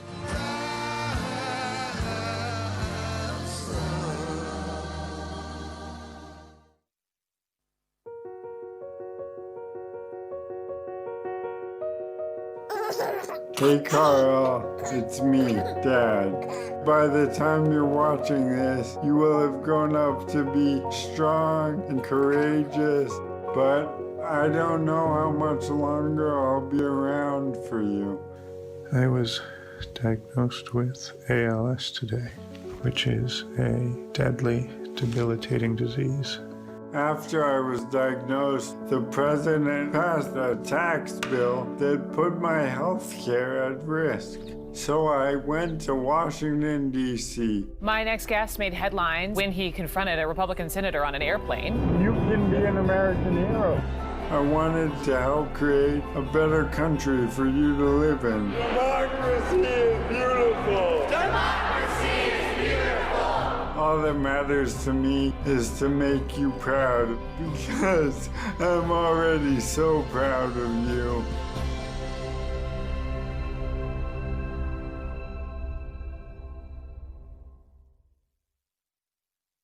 Hello America.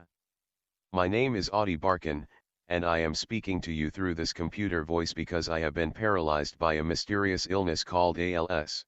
Like so many of you, I have experienced the ways our healthcare system is fundamentally broken. Enormous costs, denied claims, dehumanizing treatment when we are most in need. Since my shocking diagnosis, I have traveled the country meeting countless patients like me, demanding more of our representatives and our democracy. Today, we are witnessing the tragic consequences of our failing healthcare system. In the midst of a pandemic, nearly 100 million Americans do not have sufficient health insurance.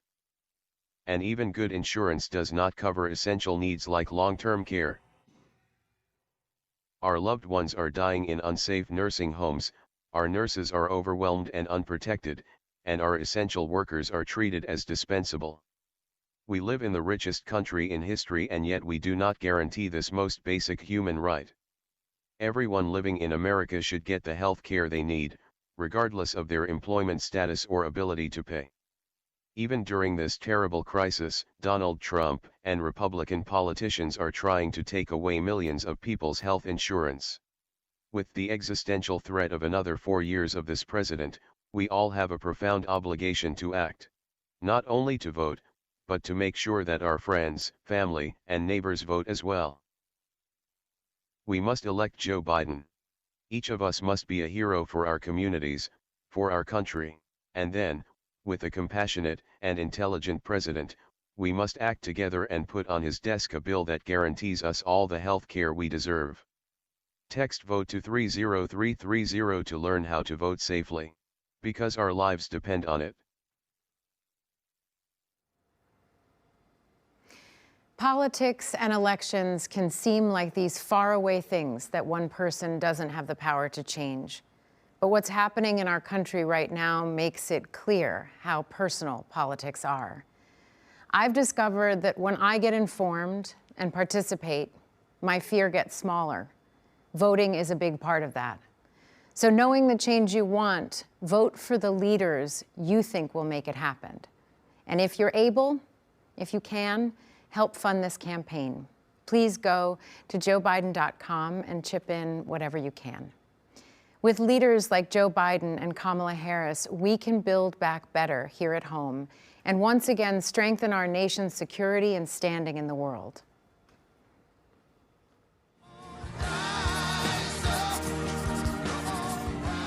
My name is DeMarcus Gilliard. I'm 34 years old, and I currently live in Los Angeles, California. I'm a 2009 graduate of the U.S. Naval Academy in Annapolis, and I served on active duty in the Marine Corps as an officer for 6 years. I took an oath to support, uphold, and defend the Constitution of the United States of America, and I know that Joe Biden, in his years of public service, took a similar oath, and he understands the sacrifice of the men and women in uniform who are overseas right now fighting for the ideals of this nation, that liberty and justice can be extended to all people. I know that Joe Biden understands that at his core. I trust him to lead us on day one into a greater future. There's nothing more important for me right now than making sure that we restore the soul of our nation. And I think that Joe Biden is the best person to do that.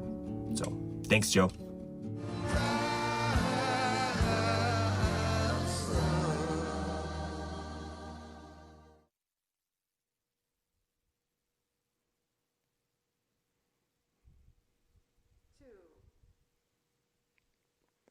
Hi, I'm John Kerry. For the 8 years of the Obama-Biden administration, we led by example. We eliminated the threat of an Iran with a nuclear weapon. We built a 68-nation coalition to destroy ISIS. We forged a 195-nation agreement to attack climate change. We stopped Ebola before it became a pandemic. Donald Trump inherited a growing economy and a more peaceful world. And like everything else he inherited, he bankrupted it. When this president goes overseas, it isn't a goodwill mission, it's a blooper reel. He breaks up with our allies and writes love letters to dictators. America deserves a president who is looked up to, not laughed at. Donald Trump pretends Russia didn't attack our elections, and now he does nothing about Russia putting a bounty on our troops. So he won't defend our country, he doesn't know how to defend our troops. The only person he's interested in defending is himself. This is the bottom line. Our interests, our ideals, and our brave men and women in uniform can't afford 4 more years of Donald Trump. Our troops can't get out of harm's way by hiding in the White House bunker. They need a president who will stand up for them, and President Biden will. Joe's moral compass has always pointed in the right direction, from the fight to break the back of apartheid to the struggle to wake up the world to genocide in the Balkans. Joe understands that none of the issues of this world, not nuclear weapons, not the challenge of building back better after COVID, not terrorism, and certainly not the climate crisis, none can be resolved without bringing nations together with strength and humility. Joe understands our values don't limit our power, they magnify it. He knows you can't spread democracy around the world if you don't practice it at home. And he knows that even the United States of America needs friends on this planet. Before Donald Trump, we used to talk about American exceptionalism. The only thing exceptional about the incoherent Trump foreign policy is that it has made our nation more isolated than ever before. Joe Biden knows we aren't exceptional because we bluster that we are. We are exceptional because we do exceptional things. On June 6, 1944, young Americans gave their lives on the beaches of Normandy to liberate the world from tyranny. Out of the ashes of that war, we made peace and rebuilt the world. That was and remains exceptional. It is the opposite of everything Donald Trump stands for. This moment is a fight for the security of America and the world. Only Joe Biden can make America lead like America again. If you agree, text JOIN to 30330. Thank you. In the Situation Room, presidents make decisions of war and peace. So when Joe Biden walks into the Situation Room, first and foremost in his mind is how will my decision impact the lives of the American people? He is experienced. He has made the tough calls. He's got courage. He's got tremendous courage, character, judgment, and he can be tough. I witnessed it close up. Joe Biden is decisive and well prepared for any issue. There's no one more qualified than Joe Biden to be sitting at the head of the table in this Situation Room making decisions for this country. Having sent his son to war, I don't think anyone can be more ready than Vice President Biden. He knows exactly what's at stake when he sends our troops overseas. Biden understands how important it is to have allies standing together with us. They are force multipliers. Joe Biden has a unique ability to connect with people. He knows the leaders, and he's dealt with them for years, knows what makes them tick. They trust him, they trust his judgment, and they know that his word is good. I know that Biden's personal diplomacy will save American lives. To build these relationships takes decades, and to tear them down, all it takes is a tweet.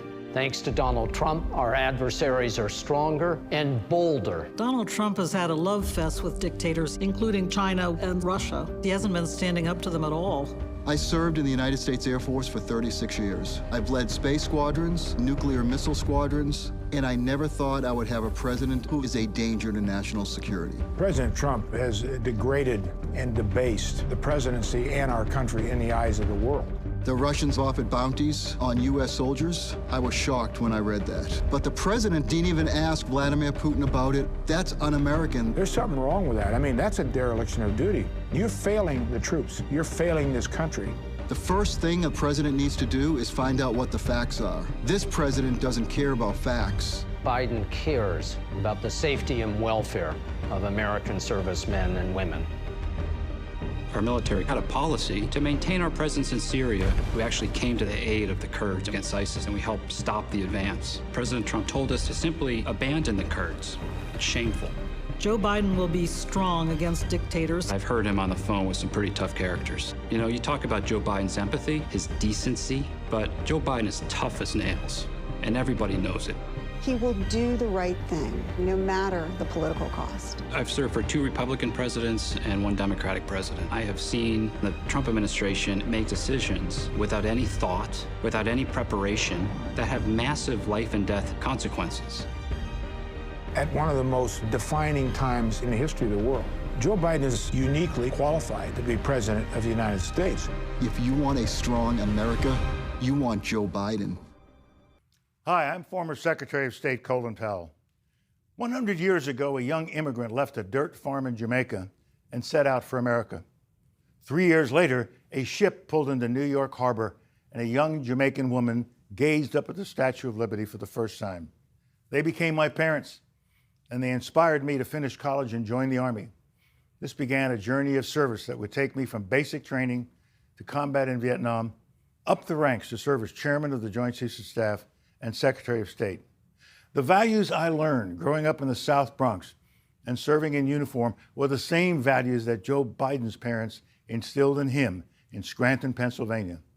I support Joe Biden for the presidency of the United States because those values still define him, and we need to restore those values to the White House. Our country needs a commander-in-chief who takes care of our troops in the same way he would his own family. For Joe Biden, that doesn't need teaching. It comes from the experience he shares with millions of military families, sending his beloved son off to war and praying to God he would come home safe. Joe Biden will be a president we will all be proud to salute. With Joe Biden in the White House, you will never doubt that he will stand with our friends and stand up to our adversaries, never the other way around. He will trust our diplomats and our intelligence community, not the flattery of dictators and despots. He will make it his job to know when anyone dares to threaten us. He will stand up to our adversaries with strength and experience. They will know he means business. I support Joe Biden because beginning on day one, he will restore Americans' leadership and our moral authority. He'll be a president who knows that America is strongest when, as he has said, we lead both by the power of our example and the example of our power. He will restore America's leadership in the world and restore the alliances we need to address the dangers that threaten our nation, from climate change to nuclear proliferation. Today, we are a country divided, and we have a president doing everything in his power to make it that way and keep us that way. What a difference it will make to have a president who unites us, who restores our strength and our soul. I still believe that in our hearts, we are the same America that brought my parents to our shores, an America that inspires freedom around the world.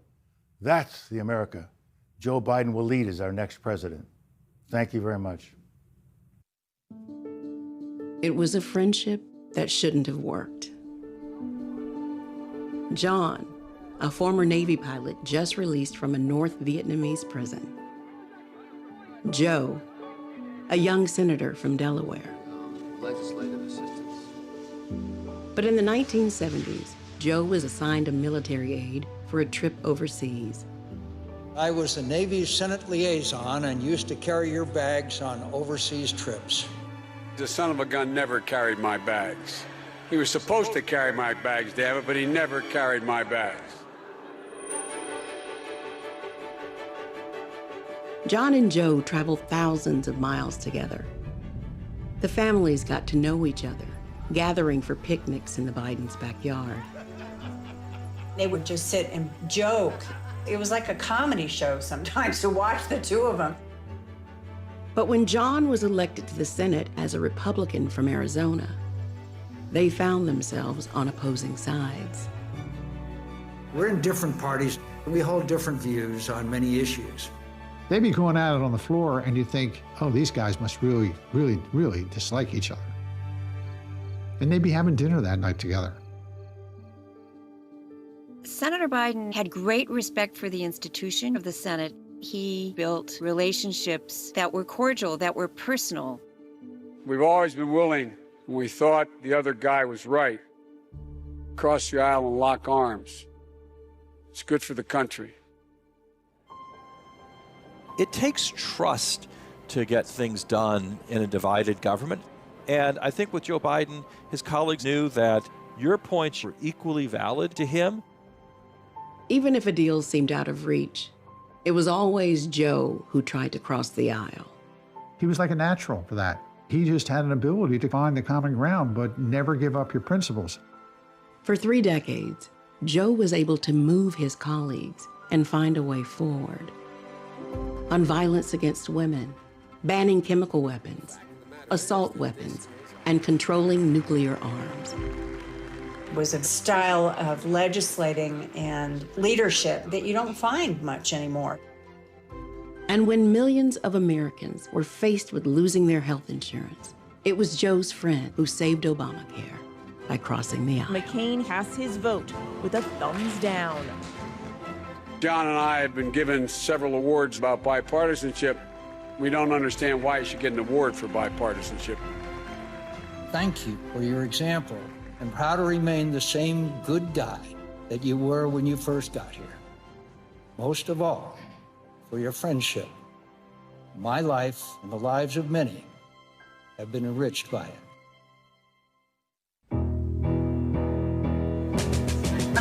Love it. Good day, sunshine. Good day, sunshine. I have a rule that I never think of anything negative when I'm running. And when the sun is out, When I set my mind to something, I find a way to get it done. She is so damn tough and loyal. When I met Jill, I knew. My brother said, there's this woman, you'll really like her, Joe. So I gave her a call, and she had a date that night.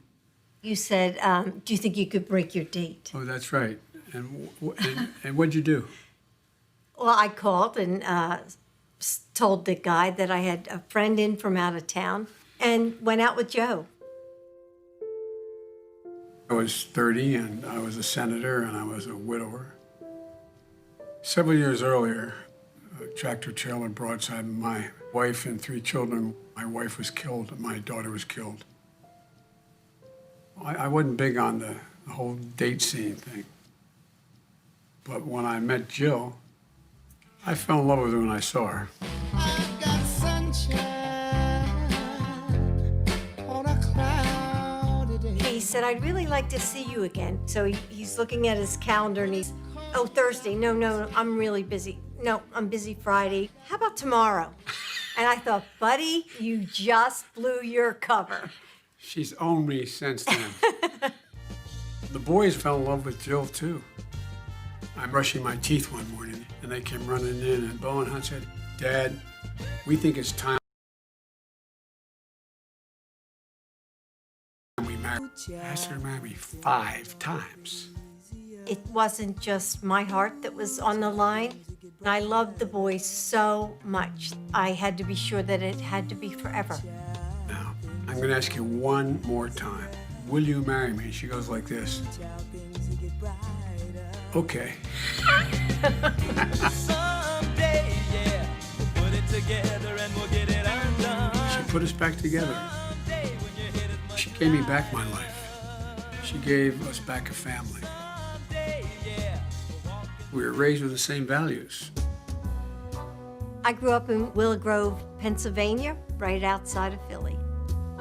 My mom was English, Scottish, and my dad was Italian. My grandmother made the homemade noodles that would hang, and she'd be drying her noodles. They're a very close family. She's the eldest of 5 girls. She's kind of like the godmother of all of us. I think we've all seen the feistiness in her. There was a bully in my school. She marched up the street and knocked on his door. And I punched him right in the face. My father fought in World War II. He was a signalman in the Navy, and he was very patriotic. He would take us to watch the Blue Angels, and he was so proud. We worshiped our mother. I can picture her so well, reading for hours. She just loved to read, and that had a great influence on me. I went to college at the University of Delaware. Then I taught in the high schools. I mean, I got up every single day so excited to go teach. When I married Joe, I took off time to establish myself as the boys' mom. We don't use the term stepmother. Bo and Hunt said, no, we have a mom and a mommy. Our mommy died. This is our mom. And then along came Ashley. And our family was complete. Yep. When I was growing up, Mom was fun. The headbutting started when I was a teenager. There was some conflicts. She dealt with it by taking up running. She started to basically run marathons. I never, ever doubted that anything she set her mind to, she could do. I got to hand her her doctorate degree in education at the University of Delaware. You pass. That's all you gotta do. Well, let's turn it positive, so you will pass it. I would say she's not your average grandmother. Yeah. She, she's the grandmother who wakes you up at like 5 a.m. on Christmas Eve to go soul cycling. Yeah, So, literally. We have a lot of stories. yeah, she's a prankster. Yeah. She's very mischievous. Like, when she goes on a run, sometimes she'll find like a dead snake and she'll pick it up and put it in a bag and she'll use it to scare someone. That's a classic Jill. She wasn't really a Washington person, and I don't think ever imagined herself being part of that. When Joe was elected to vice president, I just thought, hey, I gotta step it up here because there are things that I really care about. Having had a father in the military, having a son deployed in Iraq, I saw the need to support military families. Dr. Biden could draw anyone in, and they felt like they were talking to an old friend. That is one of her superpowers. When she was second lady, Jill told me that she would like to continue teaching at community college. And I said, that's insane. You cannot possibly do that. I said, I know I can do both jobs. I never saw her on any day of the week where she wasn't carrying a huge stack of papers to grade. As second lady, she was teaching full-time for 8 years, 15 credits a semester. These were students who wanted to be in your classroom, and I saw their tenacity, and they were taking care of children, just like I had done. She gave 100% from her energy to the students. She's a great teacher. Teaching is not what Jill does, it's who she is. Jill just simply cares. She cares about other people. When Bo was diagnosed with brain cancer, nobody knew what we were going through. The Secret Service, they're not supposed to react to your life or what you're doing. They would whisper, I'm praying for you. Mom, it's your strength that holds this family together. And I know that you will make us whole again. You never stop grieving, ever. But you do have to find purpose. Please welcome my husband, Joe Biden. Running for president is too tough to not be together. The future First Lady of the United States. That's right. There you go. If Dr. Biden is our First Lady, the country will be getting one of the best humans that we have. She has been through some really tough things in her own life, and she knows how hard it can be.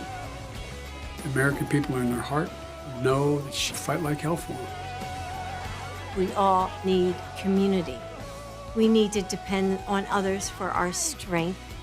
All American families, we all need each other.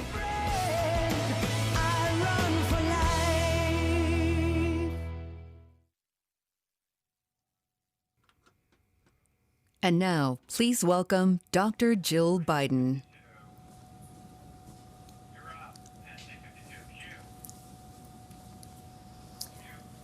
I have always loved the sounds of a classroom, the quiet that sparks with possibility just before students shuffle in, the murmur of ideas bouncing back and forth as we explore the world together, the laughter and tiny moments of surprise a million times. When I taught English here at Brandywine High School, I would spend my summer preparing for the school year about to start, filled with anticipation. But this quiet is heavy. You can hear the anxiety that echoes down empty hallways. There's no scent of new notebooks or freshly waxed floors. The rooms are dark as the bright young faces that should fill them are now confined to boxes on a computer screen. I hear it from so many of you. The frustration of parents juggling work while they support their children's learning, or are afraid that their kids might get sick from school. The concern of every person working without enough protection. The despair in the lines that stretch out before food banks. And the indescribable sorrow that follows every lonely last breath when the ventilators turn off. As a mother and a grandmother, as an American, I am heartbroken by the magnitude of this loss, by the failure to protect our communities, by every precious and irreplaceable life gone. Like so many of you, I'm left asking, how do I keep my family safe? You know, motherhood came to me in a way I never expected. I fell in love with a man and two little boys standing in the wreckage of unthinkable loss, mourning a wife and mother, a daughter and sister. I never imagined at the age of 26 I would be asking myself, how do you make a broken family whole? Still, Joe always told the boys, Mommy sent Jill to us, and how could I argue with her? And so we figured it out together in those big moments that would go by too fast, Thanksgivings and state championships, birthdays and weddings, in the mundane ones that we didn't even know were shaping our lives. Reading stories piled on the couch, rowdy Sunday dinners and silly arguments.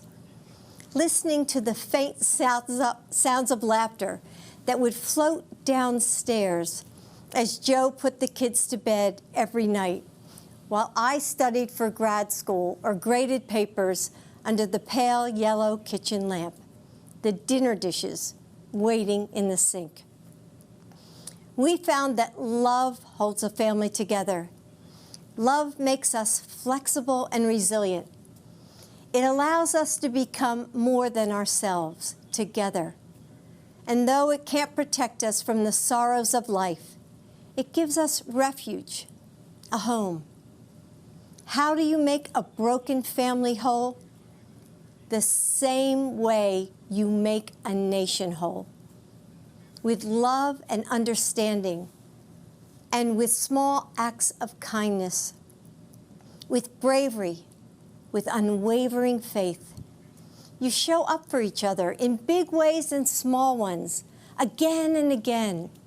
It's what so many of you are doing right now for your loved ones, for complete strangers, for your communities. There are those who want to tell us that our country is hopelessly divided, that our differences are irreconcilable. But that's not what I've seen over these last few months. We're coming together and holding on to each other. We're finding mercy and grace in the moments we might have once taken for granted. We're seeing that our differences are precious and our similarities infinite. We have shown that the heart of this nation still beats with kindness and courage. That's the soul of America Joe Biden is fighting for now. After our son Beau died of cancer, I wondered if I would ever smile or feel joy again. It was summer, but there was no warmth left for me. 4 days after Beau's funeral, I watched Joe shave and put on his suit. I saw him steel himself in the mirror, take a breath, put his shoulders back, and walk out into a world empty of our son. He went back to work. That's just who he is. There are times when I couldn't even imagine how he did it, how he put one foot in front of the other and kept going. But I've always understood why he did it. For the daughter who convinces her mom to finally get a breast cancer screening and misses work to drive her to the clinic. For the community college student who has faced homelessness and survived abuse, but finds the grit to finish her degree and make a good life for her kids. For the little boy whose mom is serving as a Marine in Iraq, who puts on a brave face in his video call and doesn't complain when the only thing he wants for his birthday is to be with her. For all those people Joe gives his personal phone number to at rope lines and events, the ones he talks to for hours after dinner, helping them smile through their loss, letting them know that they aren't alone. He does it for you. Joe's purpose has always driven him forward. His strength of will is unstoppable, and his faith is unshakable, because it's not in politicians or political parties or even in himself. It's in the providence of God. His faith is in you, in us. Yes, so many classrooms are quiet right now. The playgrounds are still. But if you listen closely, you can hear the sparks of change in the air. Across this country, educators, parents, first responders, Americans of all walks of life are putting their shoulders back, fighting for each other. We haven't given up.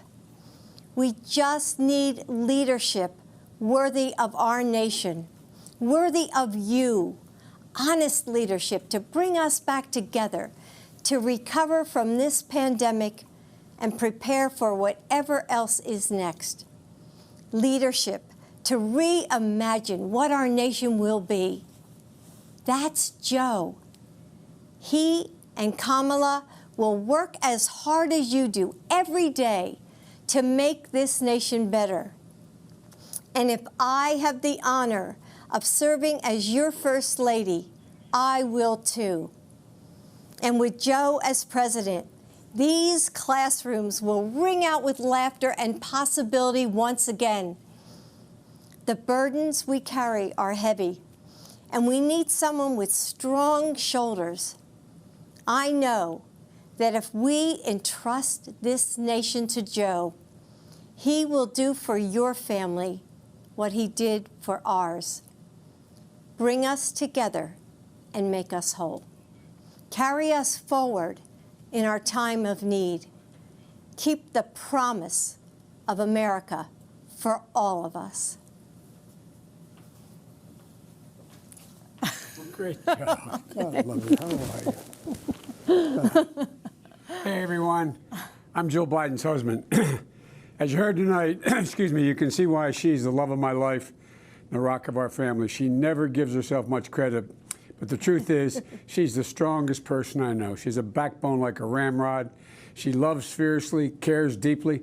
Nothing stops her when she sets her mind to getting something right.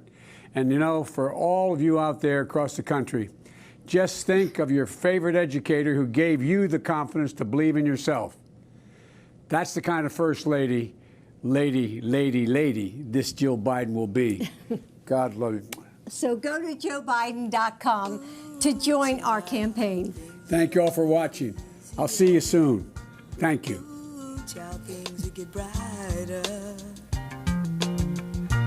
Ooh, child, things are gonna get easier. Ooh, child, things will get brighter. Someday, yeah, we'll put it together and we'll get it undone. Someday, when your head is much lighter. Someday, yeah, we'll walk in the rays of a beautiful sun. Thank you so much for being a part of this night. As Dr. Biden just reminded us, Joe is a steady and experienced leader who can bring us together and help us heal, who will support us in getting better. Remember, we bend the arc of justice if we participate, if we vote. This moment isn't beyond you, it's up to you. Tomorrow night, we'll meet Joe Biden's choice for Vice President, Kamala Harris, and learn more about their vision for the future of our country. And we'll also hear from Senator Elizabeth Warren and President Barack Obama, plus performances from Billie Eilish and Jennifer Hudson. And now, with his song Never Break, here's John Legend.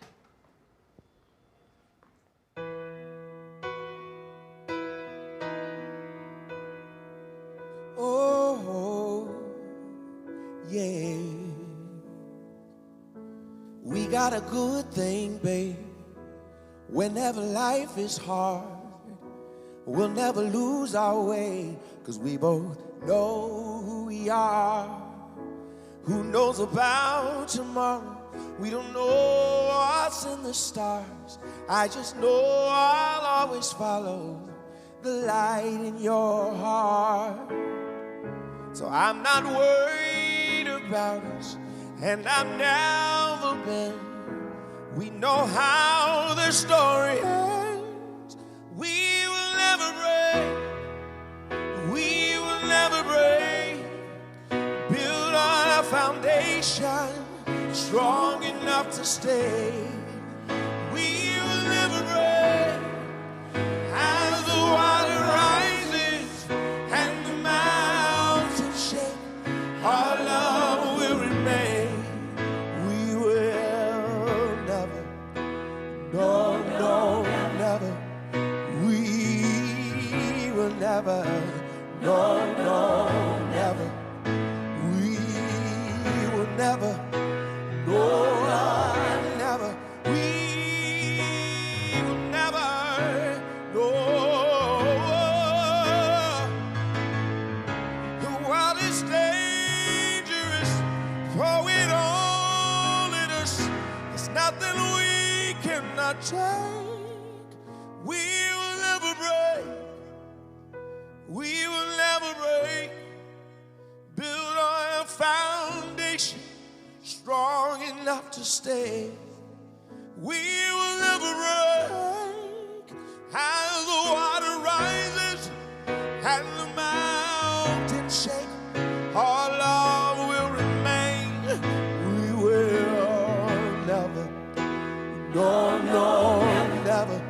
We will never, no, no, never. We will never, no, never. We will never, no. We will never, no, never. We will, no.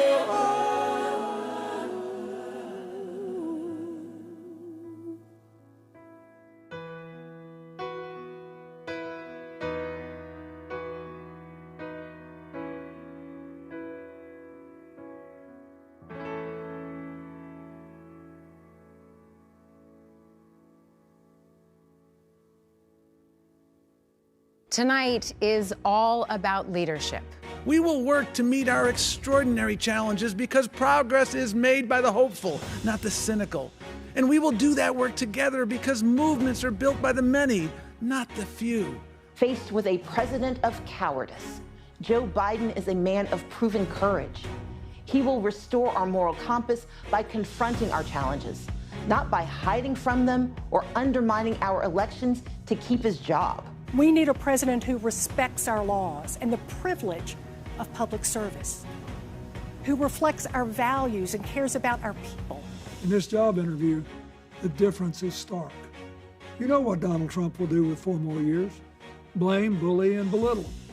And you know what Joe Biden will do? Build back better. Joe understands our values don't limit our power, they magnify it. He knows you can't spread democracy around the world if you don't practice it at home.